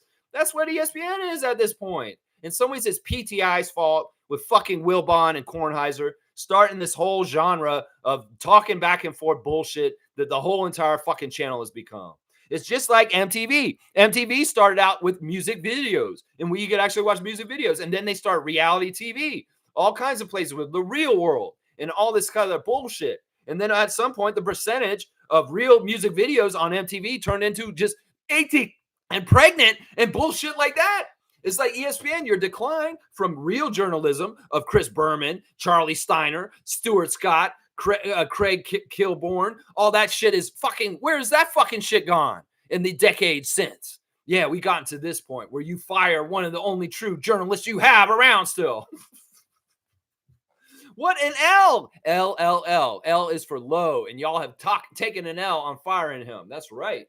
That's right. That's right. That's crazy. It is so crazy. Oh my gosh. Yeah. He actually watched them. That's what I'm saying. Smooth actually saying that Zach Lowe actually watched the Raptors, and that's why he had objective takes on the Toronto Raptors, because he may be one of the only people that ESPN is watching them. They may ask him, Zach, did you watch Raptors games this year? Yeah, I did. That's my job. I'm supposed to cover all 30 teams. And they were like, oh, fuck, you watch the Raptors? You're fired. You're fired because you actually watched the Raptors, Zach Lowe. Oh, my gosh. It's so crazy. Trevor's saying, Andrew, you can see the 905 games on Marquee Sports Net or in the U.S. or SEC Network U.S. Okay. And Trevor J knows his stuff with this kind of stuff. Yeah, Trevor can help you out. There you go. Tom's saying, here for the post-game media reaction. There you go. All right. Post-game media reaction. Okay. What is this? What is that little part there? All right. I'm not even sure what you're talking about, Tommy. But maybe I'll figure it out soon. All right, let's keep going. Kareem's saying, how do I get onto the chat? I haven't had Facebook for almost 10 years. I go on through my wives. Yeah, you're under the name Allison, right? I have to add you into the chat. Let me do that right now, Kareem, just so I can not forget. All right, let's see. Go in here, add people, and I'll write in, I believe it's Allison, right? Allison is your account. All right, I'll put that on, and we'll add you. Don't leave, all right? If I add you to, wait, I added Thuzy. That's not who I was supposed to add. What the? Well, he can be in there too. He's cool. Our Usher friend, Thuzy. Yeah, all right. Well, let me see. Where is this account again? Where is this Allison Elise? That's the one, right? All right, I'll put that in. And all right, you should be in there now. Don't leave it. That's the chat. You should be in there on your wife's account. So yeah, Andrew's saying, I saw someone rank the Raptors as the 14th best team in the East. Their reasoning was because of how bad our last 20 games were. They obviously don't watch us, or they know why our last games were bad. Yeah, it's stupid. Everybody wants to take the low water mark for the Raptors last season and just say that's who they are, when they're not filling in the blanks of, hello, Scotty Barnes and Jakob Poeltl were out in those games. You really think that's who the Raptors are? Okay, you go ahead and keep dreaming, motherfucker. You're going to have a rude awakening when these healthy guys show up and we come and fuck your NBA team up. That's what I'm going to say right now. Every casual NBA fan down in the States who thinks the Raptors are who they were at the end of the season, you're a fucking idiot. And you deserve to get us coming to whoop your ass this season is what I'm going to say right now. Yeah, let's go, Andrew. That's right. Smooth saying Rogers should hire Zach Lowe. I'm being serious. Bring him up here and put him on Sportsnet? No, I think it's likely he'll go somewhere like The Ringer or somewhere, an independent like cover or somewhere. He will be in charge somewhere. He will get a job. In some ways, he's going to have a lot of people go with him because he is that good. He is that good. And in some ways, well, ESPN, you're catching L's. Seriously. The fact that you still keep Shannon Sharp after his, oh yeah, baby, little transgression recently, and you're going to fire somebody like Zach Lowe, and you're losing Woj too. Man, y'all are catching L's like crazy, ESPN. What a horrible, dumbass company. Seriously, ESPN's been horrible for the NBA. They don't know how to cover the NBA correctly. And losing Zach Lowe and Woj is going to just make it worse this year. Honestly, it's going to be crazy. Yeah. Smooth saying they have the money. They can afford his salary. So Rogers should hire him. Well, I don't know if Zach Lowe wants to be just in the Canadian market. That's part of it. In some ways, he's worldwide. He's in the U.S. market and very well known. I mean, if he has nowhere to go and he really wants to come up here, yeah, I'm okay with this. But I don't think that's what is likely. Just because he probably is gonna. There's other games out there that he can join and he'll be fine, and he'll have a huge platform where people will still see him. So, Nameless is saying, go to where the money is, like investing in stocks. Plus, Bruno is from Angola, so he's down with me. Yeah, that's a big plus right there. And in some ways, he does have a connection with Masai from the years of being around the league as an African player. And I'm sure Masai had something to do with him even starting his career at some point. We know Masai's been involved with the NBA in Africa for over a decade, long, long, long time. And I know Bruno Fernando was involved with Masai earlier than his NBA career. So there could very well be that Fernando has some loyalty towards Ujiri. And that could be a part of the factor right there. Yeah. Yeah, let's see. Kareem saying Zach Lowe can't help himself gushing over the Celtics. He would get ran out of here smooth. I mean, I don't know. In some ways, whatever. In some ways, I didn't really read Zach Lowe as closely as everybody else, but I respect him, and I know that he is one of the best NBA writers of the modern age right now. And that's just the damn truth. I know that's just the damn truth. Smith saying I think his wife is from Toronto, so the connection is there. Okay, well maybe that'll happen. That'd be awesome. Name is saying I must be part pygmy. You're a really short guy. Oh man, so maybe you are like more like Mario than Luigi. Yeah, yeah. Brian saying I'm out, guys. Gotta go see my lawyer for Hockey Night in Canada, stealing my logo to the point. Brian suing Hockey Night in Canada. He's going to see his lawyer because they stole his logo for his YouTube channel. That's awesome, Brian. More power to you. If you can do anything with this, oh my gosh, you'd be a hero. In some ways, I wish you well on this, man. I hope you have a really good lawyer. I'm sure you do. Kareem saying once Zach Edey wins Rookie of the Year, the NBA will be watching Ryu with a magnified glass. Could be. Could be. I mean, that's an interesting take. Zach is a favorite for the Rookie of the Year, and he wasn't the number 1 pick. In fact, he wasn't even supposed to be a number 10 pick, like a top 10 pick. And he ended up sneaking in the top 10. And now everybody's saying he's the favorite for Rookie of the Year. Well, let's see. Well, we love young Zach, our Team Canada Zach, and we wish him well. And he's going to be rocking that Vancouver Grizzlies jersey this year. And that's going to be fun to watch. Smooth saying Oakland is a scary place. I was there for a little while. I wanted to get out of there. The worst part of Toronto is nothing compared to Oakland, man. I mean, once again, if you do not do anything about poverty, it will spiral out of control and it'll have cycles of it. And the problem is that generational poverty is passed down. And in some ways, the morals and the values of generational poverty passes down criminality. And that's just the damn truth. This is just the way it is. If you're in the hood and this has been dilapidated, low income, poverty stricken areas that the crime is rampant in, well, it's because it's part of generational trauma. And it's also part of generational passed down because you know what? I had to do this because my dad had to do this. I had to hustle. I had to be on the streets and do this because this is the only life I know. And in some ways, that's part of the problem. And in some ways, if there was a better redistribution of wealth, so that people got a fair earning wage at the lowest incomes, this wouldn't be a problem. And a lot of countries around the world are civilized and they pay their lowest income people a living wage so they can actually have food and roofs on their heads. They don't have crime problems. So they've let this fester. And this has been going on for a long, long, long time. And well, the longer it is, the more time it's going to take to heal when we finally do help them out.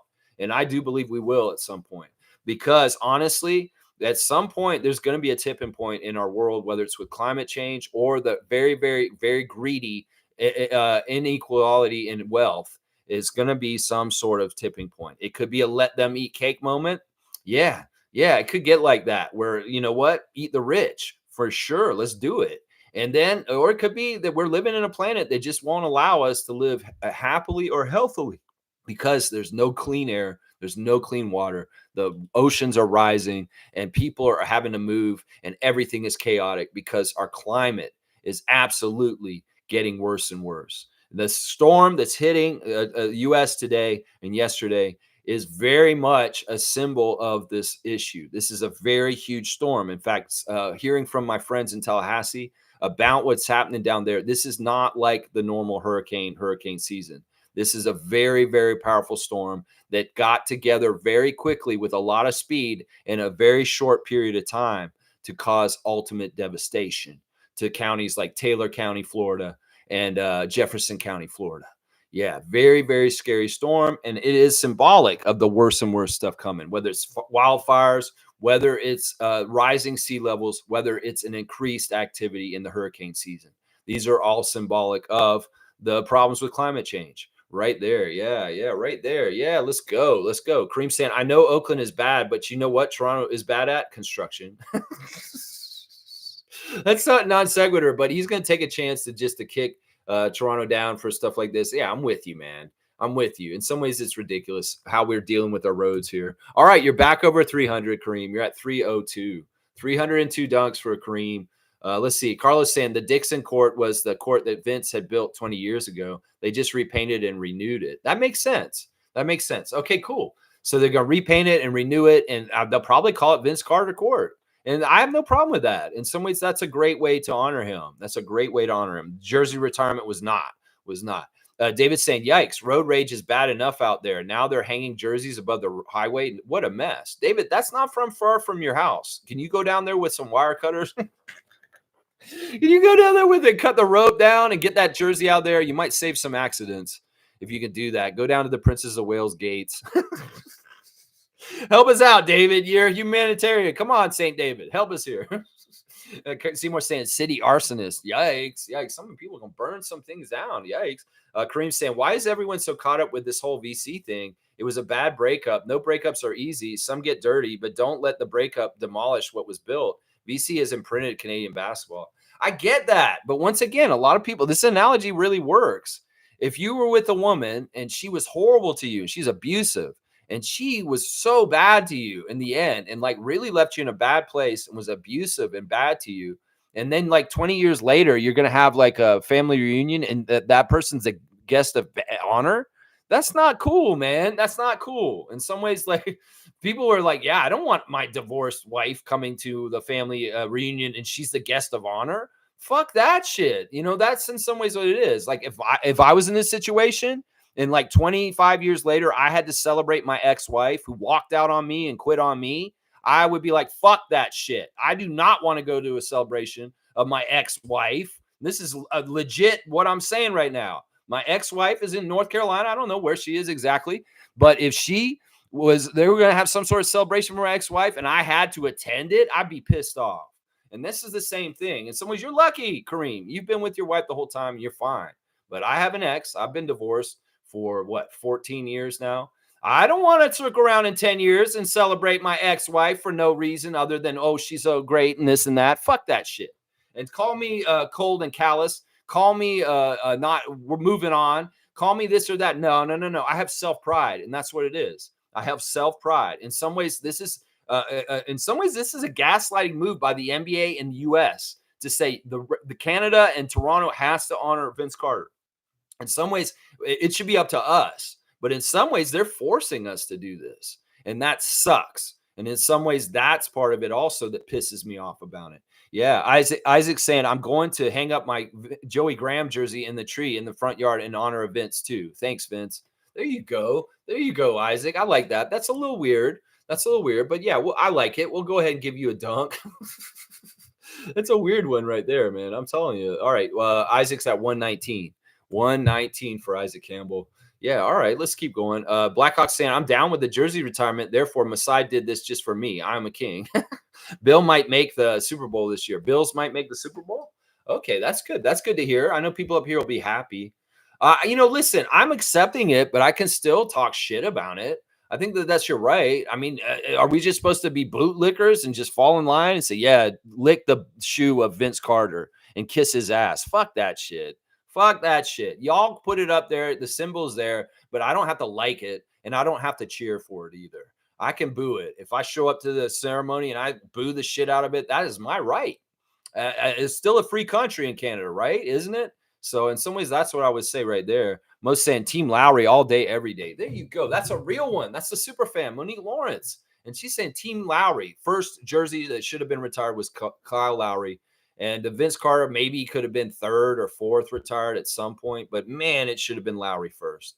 It should have been Lowry first. Smooth saying VC is rumored to be in Toronto today. Yeah, I wouldn't be surprised. I mean, this is starting to ramp up.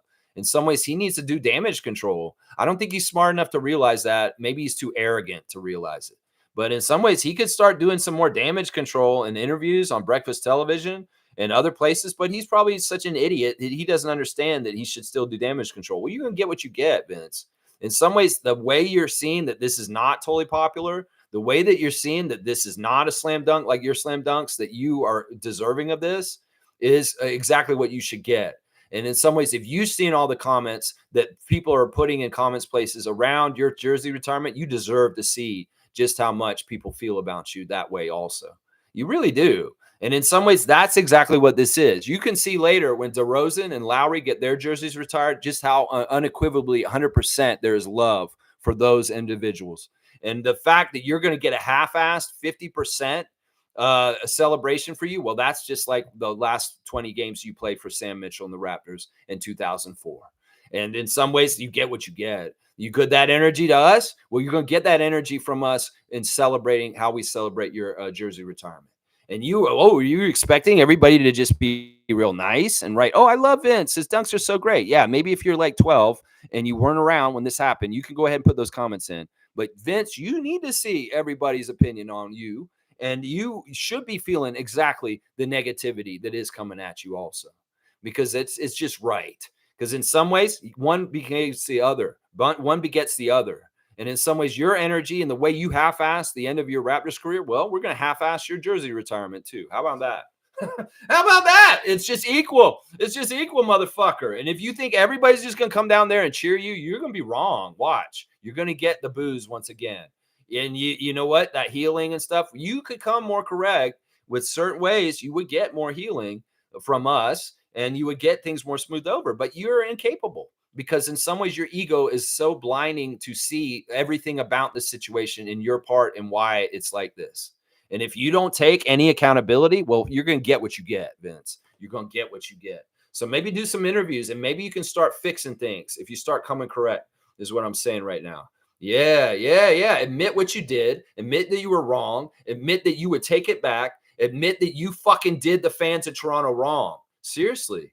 And that could go a long way. Seriously. It has to be sincere, though. Don't come up there and do some fucking statement that you're just act like you don't have your heart in.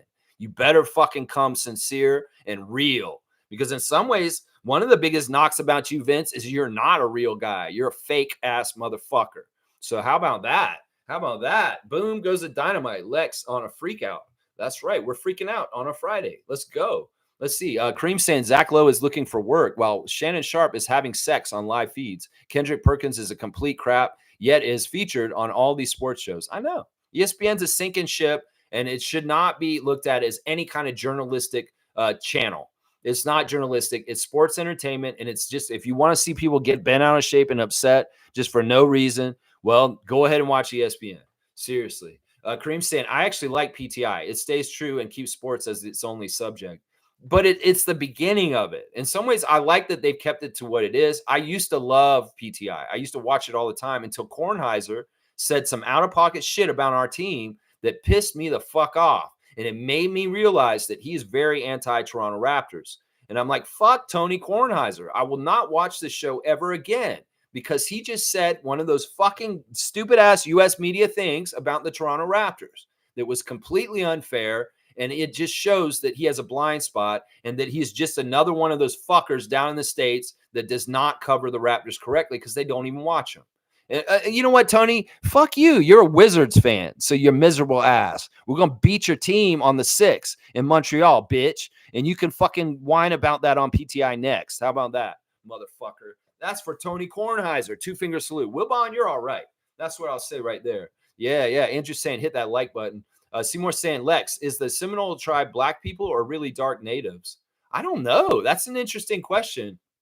I have no idea. I mean, in the history of the United States, there's a lot of mixing as far as indigenous cultures that were here already, along with people who came unforced through the slave trade. So in some ways, you could theorize this, Seymour, with Florida being such a transitory state from the West Indies, with people from the islands coming through on the ships and from Africa, There may have been more slaves coming in and being more mixed in with indigenous populations that were here. So that in theory, possibly the Seminole tribe could have had a darker skin pigment than a lot of other tribes across North America. So, I mean, if you want my scientific opinion on this, that may be what it could also be, that those pictures that you're looking at are just really bad quality. Mike's saying Smooth Messiah is doing something with VC today. All right, we'll have to see what it is. In some ways, we'll talk about it tomorrow on the Saturday Share the Love Club. I think we'll do the Share the Love Club tomorrow on John Saunders, original voice of the Raptors. We're going to remember John Saunders before this 30th anniversary season and talk about one of the very original great broadcasting legends that was a part of our Raptors team in the very beginning. We have to remember John Saunders this week. And we're going to do a Share the Love Club for John Saunders, original Raptors broadcaster at the very beginning when we were on City TV. And man, yeah, it's going to be fun. So come and tune in tomorrow. We're going to celebrate John Saunders, the memory of him and his part in the early Raptors broadcasts. And also, we'll have a reaction to what Mike's talking about here. If Masai's going to do something with Vince out in public today. Good luck to Brian on his lawsuit against Hockey Unite in Canada. It's crazy. I mean, go for it, David. Get that Goliath is what I'm saying. Carlos saying, I hope it's a Vince apology. Haha. That'd be great. Honestly, if he did this would go a long way. Seriously, they're probably seeing that, like, man, this isn't taken very well. It could be that the Raptors organization is kind of like, man, the fans absolutely hate us doing this. And they're not like taking this very well. But you got to do something. Besides, like, get Vince. Vince, you have to come up here. You have to apologize, or you're going to get booed like crazy at your ceremony. This could very well be it. The Raptors officials are like, holy crap, this is not going over well at all. Yes, power to the people and real ones is what I'm saying right now. Yeah, let's go. Mo's saying, screw Vince. Notice how I didn't share the news on Vince when it came out. There you go. Mo's a real one. Mo's a real one. In some ways, she understands. I mean, you know, so many young fans just see the dunks. And this is what they care about. This is part of the problem is they overvalue offense. They overvalue threes. They overvalue dunks and highlights. They don't value enough on defense. They don't value enough on the dirty stuff that you need to do to win. They don't value enough on team play. And it sucks. And it's in some ways, it's the new fan is taught to be highlight reel lovers. And in some ways, Vince Carter is the epitome of a highlight reel as a person, but not really a winning kind of player that did win. You know, they have the percentages of how guys did in their career. And Vince Carter was a 46% winning player. Like he won 46% of all games he was played in. He was not a winning player. He lost way more games in his career as a player than he won. And meanwhile, you can look at the top and you see Tim Duncan and Manu Ginobili. And these guys are like 74% winning players. There's a graphic that's out that has all these players plotted on it, and Vince Carter is below 500. And that in some ways, it's like, do you really celebrate that? I mean, people have been breaking it down in newspapers all week. What is on his resume that puts him as deserving to get his jersey retired? It's not anything to do with the Raptors' career. It has to do with the dunk championship and an effect on how he had on the sport in Canada. And some said this week, instead of retiring his Raptors jersey, they should be celebrating him. Team Canada should be celebrating him. The FIBA level he had an effect, Air Canada effect on Team Canada, and having SGA and Dylan Brooks and Luguentz Dort and all these guys playing for Canada now. That maybe the appropriate person that should have celebrated him up here was Team Canada instead of the Raptors organization. Because in some ways, the Carter effect, that's where a lot of the benefits went to. Seriously, was our Canadian national team. So yeah, Mo, we love you. And yes, Mo's a real one, undoubtedly. That's right. Dunk for Carlo. Yeah, I want that apology too. We'll give it a dunk to Carlo for his witticism there. I think it should be an apology too. I think that they need to do this. They really do. Let's see. Stargate saying harp. I'm not sure what that means. HAARP. Let's see. Seymour saying snow in South Africa. Yikes. See, that's a weird climate change right there. I'm telling you. In some ways, the bands of weather are shifting, and I feel like they're shifting north. Like in some ways, we're losing polar ice caps north of us. And honestly, the weather in Ontario is freakishly warm for this time of year, but it was this way last year. In some ways, I've theorized that Ontario may be one of the best places to be during climate change because El Whole Knock was a whole cold winters. Well, what if we don't have those cold winters anymore? And we have very mild, pleasant, beautiful, amazing weather for 9 months out of the year now. Seriously, that's what it's looking like now. And meanwhile, down south in the southern states, they're getting 100-degree weather that's unbearable for 4 or 5 months a year. That's crazy. So in some ways, everybody's saying, it's too cold up in Canada. Bullshit. Time's changing, and it's nice weather up here now at this point, most of the year. You get spring, fall, and summer. That whole part of the year, that's like 9 months a year is awesome. Maybe there's 3 months that are miserable, and it's like January, February, March. Seriously, it's changing. It's changing. Seymour saying them lions look confused as fuck. Seeing that snow, it might be kind of fun for animals. I know when I had dogs, when I was married, when we brought the pugs up to Canada for the first time and they saw snow for the first time, they freaked out. They're like, what the fuck is this? And there was a moment when the dogs realized they could eat the snow all of a sudden. Like they tasted it and they're like, and then they start running around in circles. They were so excited because they could eat it. And then they were just rolling around in it. And it's really weird to see people react to snow for the first time in their life when they first see it, whether it's a human or an animal. And I'm sure those lions are probably doing something similar to what my dogs did. They're probably tasting it. They're like, what is this? Carlos saying, I agree, Lex. Next 20 years are going to be important to the human race to see if we survive. MAGA people need to support Musk and move to Mars.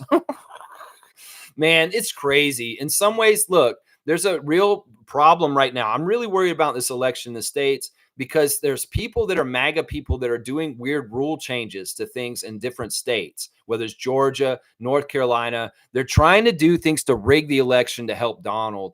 And it's really seedy and gross. And if some way he does end up trying somehow, some way he does win this shit, I don't believe it's going to be true. Because in some ways, his people are already cheating for him before this election. And in some ways, we just need Harris to win in a landslide. It'll be better for the world in all kinds of different ways because we need Trump to leave. We need him to go. He said if he loses this election, he'll move away from the United States with his family. And that is a good thing for all humankind around the planet. And I'm just saying, we can't fuck around with this. We need Vice President Harris to win because in some ways, the dictators and the fascists like Elon Musk will have more power. In fact, Trump wins. He's going to make Elon Musk in charge of auditing the whole entire U.S. government and firing everyone. And if we see what he did with Twitter when he bought it, he fired every single person that was safeguarding against racism.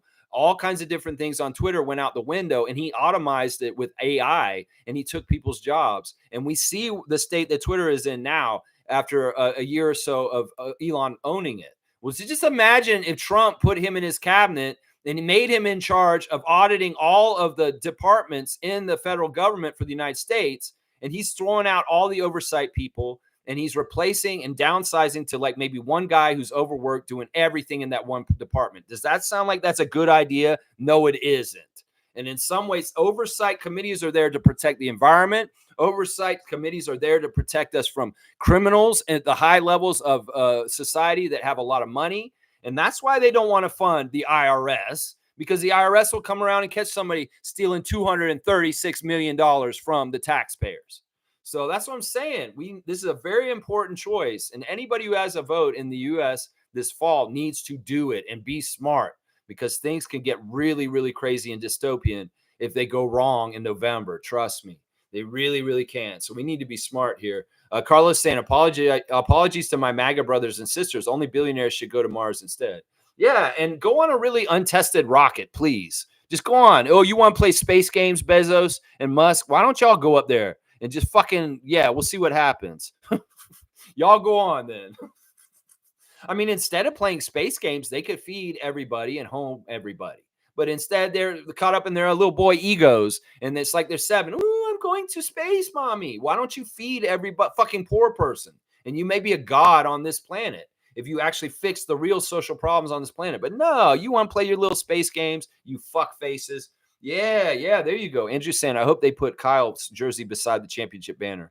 They better. Vince should not be anywhere near that championship banner. And if the Leafs have one side of the arena, the Raptors should have one side too. And that championship banner should be at the west end of the arena where it is already, and that Vince Carter retirement jersey should be at the east end of that arena. It should not be anywhere near it because he ain't got nothing to do with that championship other than people will say, well, if there's no Vince, there's no championship, Lex. I still don't believe that shit. Everybody who thinks that the Raptors would have folded without Vince Carter being here, you're wrong. The Raptors are going to be successful and be good any which way. Vince just happened to be the one who caught the spoils of being the first notoriety as a superstar. This market is too viable and too good that it would have survived no matter what. This is not Vancouver, motherfuckers. So everybody who thinks that Vince Carter saved the Raptors, you're an idiot, is what I'll say right now. Somebody was going to do it either way. It may have taken all the way to DeMar DeRozan, but somebody was going to save this team at some point. Trust me. Somebody was going to save this team. That's right. Raekwon, Raptors freak. Susan starts soon. That's right. Let's go. Let's go, Raekwon. Thanks for joining me this morning. Every morning, 9:30 a.m., we're talking Raptors on the Raptor Freak channel. Andrew's saying, yeah, the love is going to be crazy when Lowry and DeRozan get their jerseys. Yeah, and you will feel the difference. You will feel the difference. It'll be way different kind of feel than when Vince does his. Trust me. W stream, W vibes, go Raptors for life. Keep at it always, Lex. Good times are coming. I believe you, Bo. And that's why I am moving towards the good times and thinking them into existence also. Remember, you can make your destiny. And if you have a negative mindset, well, you might get negative stuff. So let's keep things positive and keep moving towards that. Mike saying Raptors president and vice chairman Masai Ujiri is also scheduled to appear at Friday's event. It's the court unveiling, I believe. There you go. You're going to go down to Dixon Court? Well, let's see what you say, Vince. And in some ways, let's heal some stuff if you have the awareness enough to do it.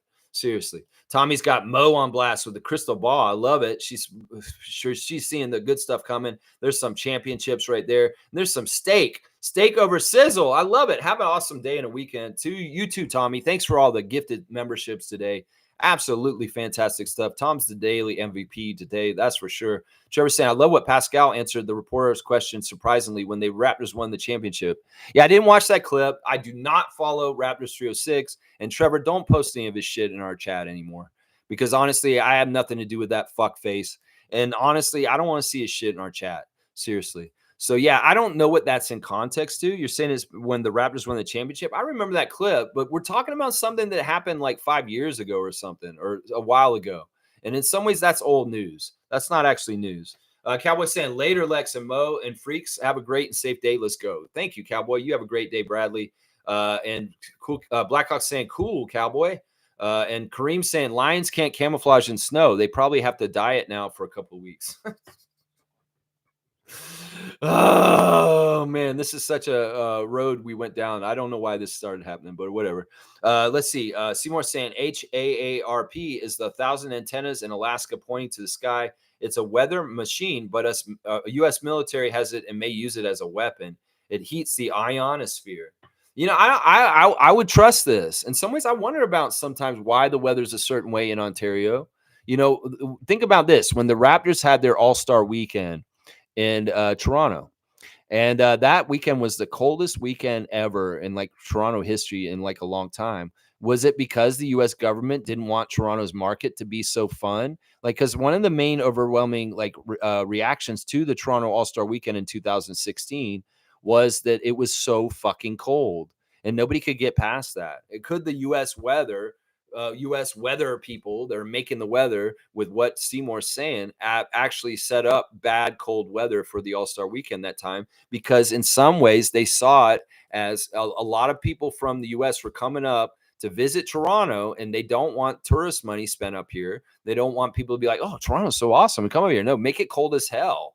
Could that have been very pointed? And I wouldn't put anything past the U.S. government and some of the things they do for advantages and power and economics and stuff like that. So if they're controlling the weather in certain ways, which I think is very plausible, guys, seriously, we know chemtrails kind of stuff can seed clouds and cause more rain.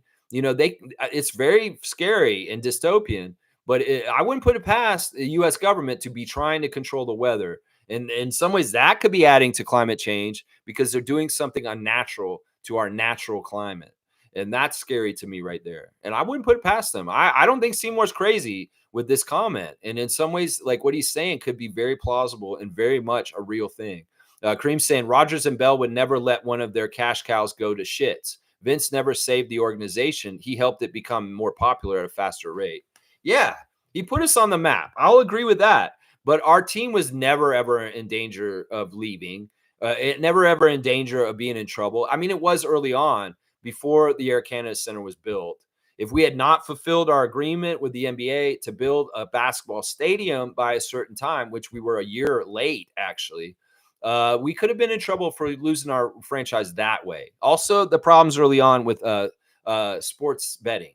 That was the other problem, that we had to work the deal out with Proline, and that could have helped messed up the Raptors before they had even started. But that got all figured out too. As soon as we got the team in the Air Canada Center and they were in MLSE, they were pretty safe at that point. And that's really right around when Vince showed up. And then Vince kind of put the exclamation point on the Raptors are safe and they're being ensconced in Toronto culture and history. So in some ways, it would have happened either way. You could take Vince Carter's name out of there, and who knows? Maybe Vince doesn't come to the team. Tracy McGrady stays on the Raptors, and it's Tracy McGrady who puts the Raptors on the map in the way that his cousin did.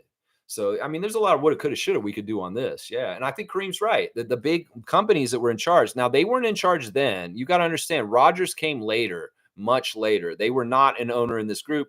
The teacher's pension plan was one of the main owners of the Raptors at this time. And Rogers came in after Vince. They really weren't involved in our ownership group when Vinsanity happened, just so you know. Bell was there. Larry was there. And the teacher's pension was there. But Rogers came in late. They were a late comer. In fact, Rogers did not want basketball in our market in the beginning. They really, really didn't. They saw it as a threat to the Blue Jays and the baseball team and the hockey team too. So let's see.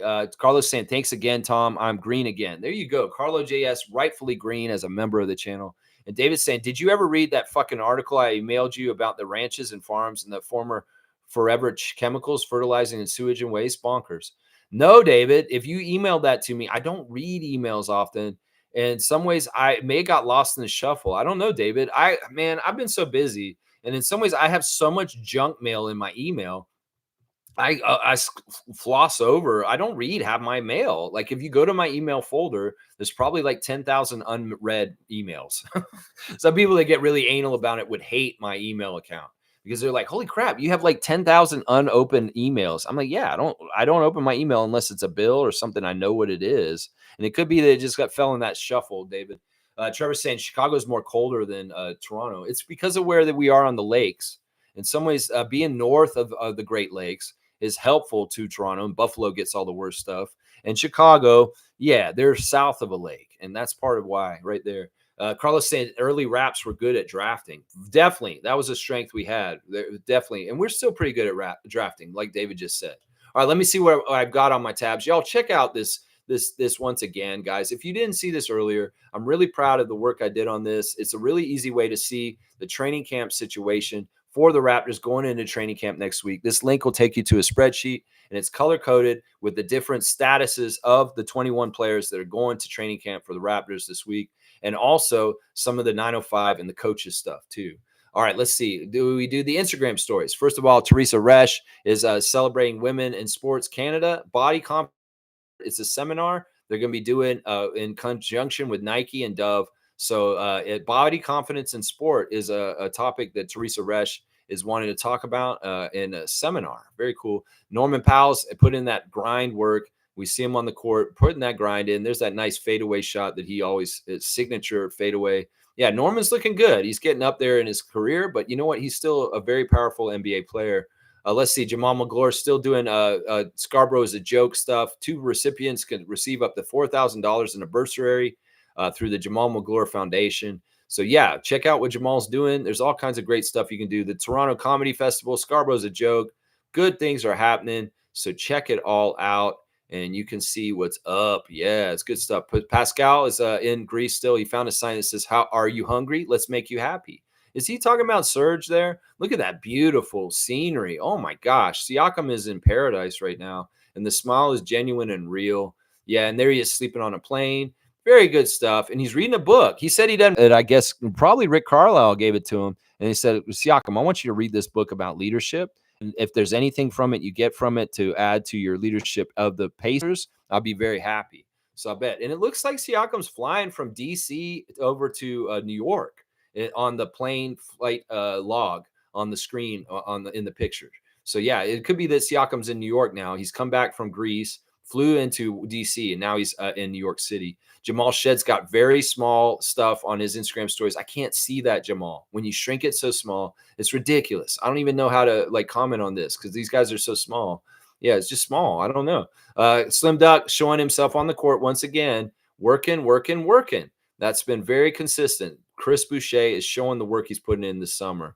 And he's like, I love it. He's posted the Derrick Rose clip where he does not dance with LeBron. He's looking at everybody like, why are you guys dancing like this? And he's like, y'all be serious, Kevin Durant and Draymond and whoever the hell that is. So it's like Derrick Rose ain't having it. And in some ways, Mood Forever and Slim Duck actually really identifies with Derrick Rose in that situation. Bruno Fernando is putting that stretching in. He's stretching against the wall. He's doing a lot of stretching, getting his body ready for this NBA season training camp. And Bruno, man, I really do want to see you as a Raptor this season. So you get that training camp battle won because I want more big men on our team. Lloyd's got some sort of apartment or something, or it's Derrick Rose. He's celebrating Derrick Rose's retirement himself. And Dylan Disu has got, I guess it's his girlfriend or something, Megan Disu. Yeah, that actually, maybe that's his girl. No, those are maybe his twin or something. I don't know. Not twin or sister, maybe. Maybe that's his sister. I don't know if Dylan's married, but that it's either his sister or his wife on there. And they play volleyball. I don't know. They look like twins. So maybe he has twin sisters, or maybe, I don't know. In some ways, I'm totally confused about that. Anyway, there's your Instagram stories. Checking in with them.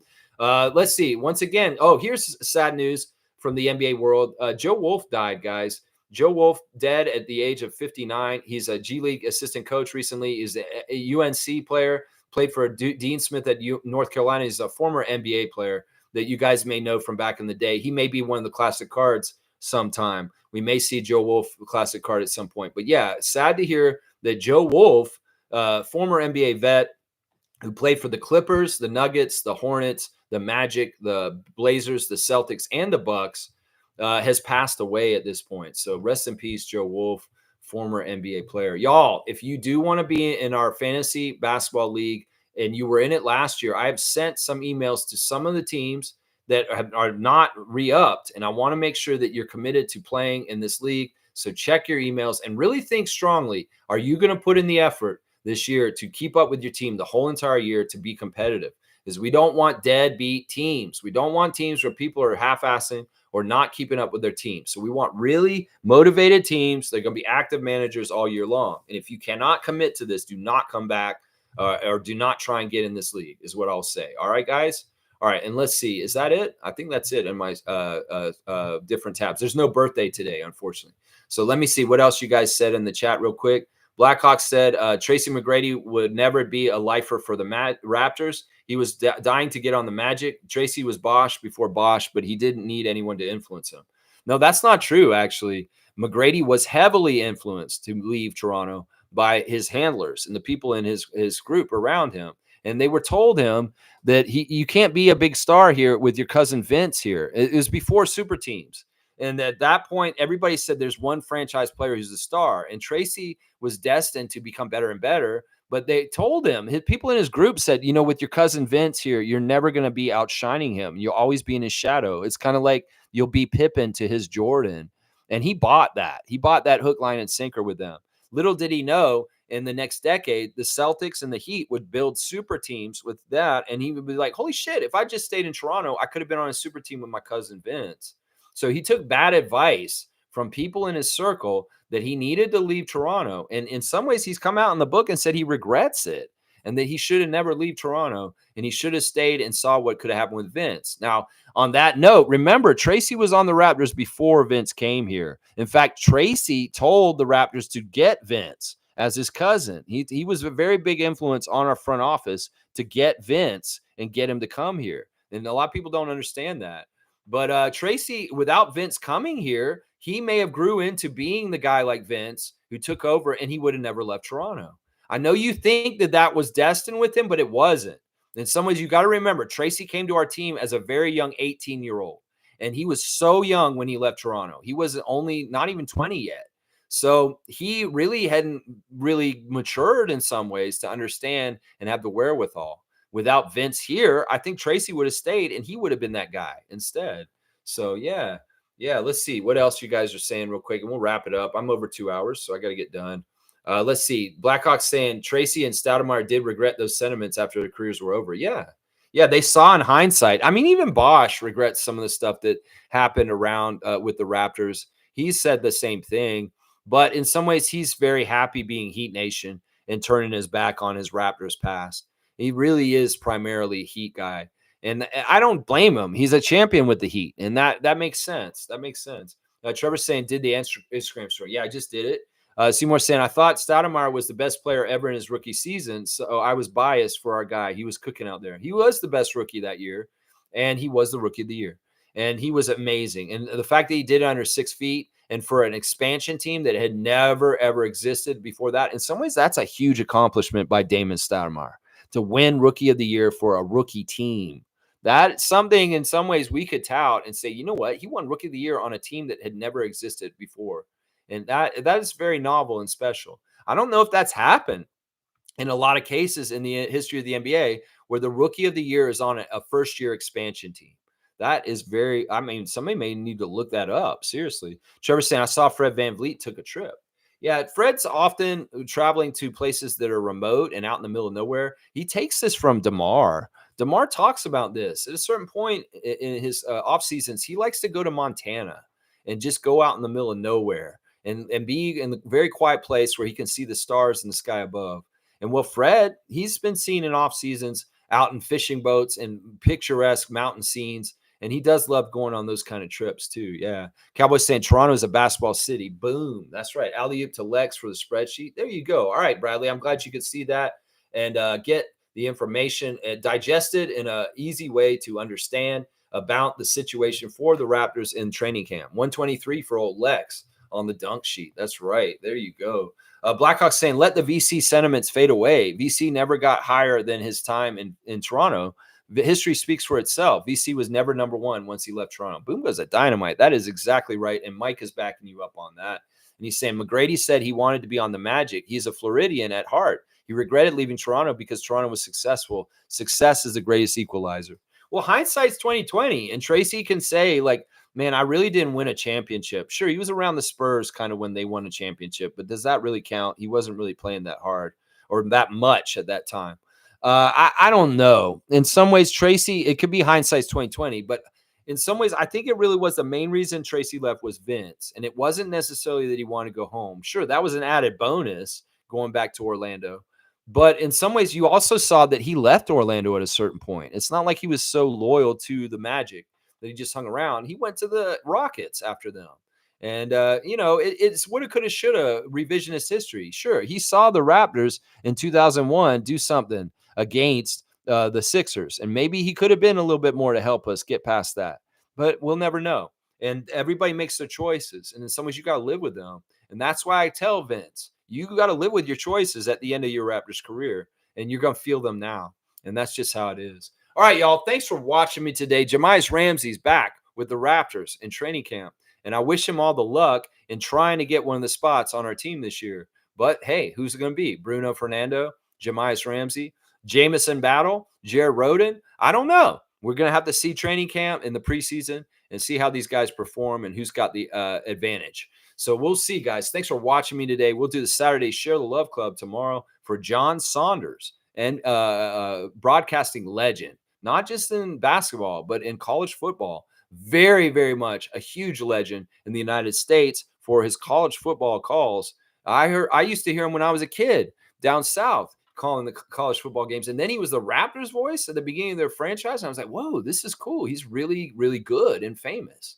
Well, we're going to talk about the legend that is John Saunders, and we're going to share the love for his memory tomorrow, 9:30 a.m. Y'all join me then. Thanks for watching. Get out there, touch grass, and Raptorize your day like Nat Bhatia would. And yeah, it's TGIF. So enjoy your weekend. I love that. Yeah, have a great day, Kaz. Drive safe and peace out, Blackhawk. Always good to see Neil in the chat. Let's go, Raptors.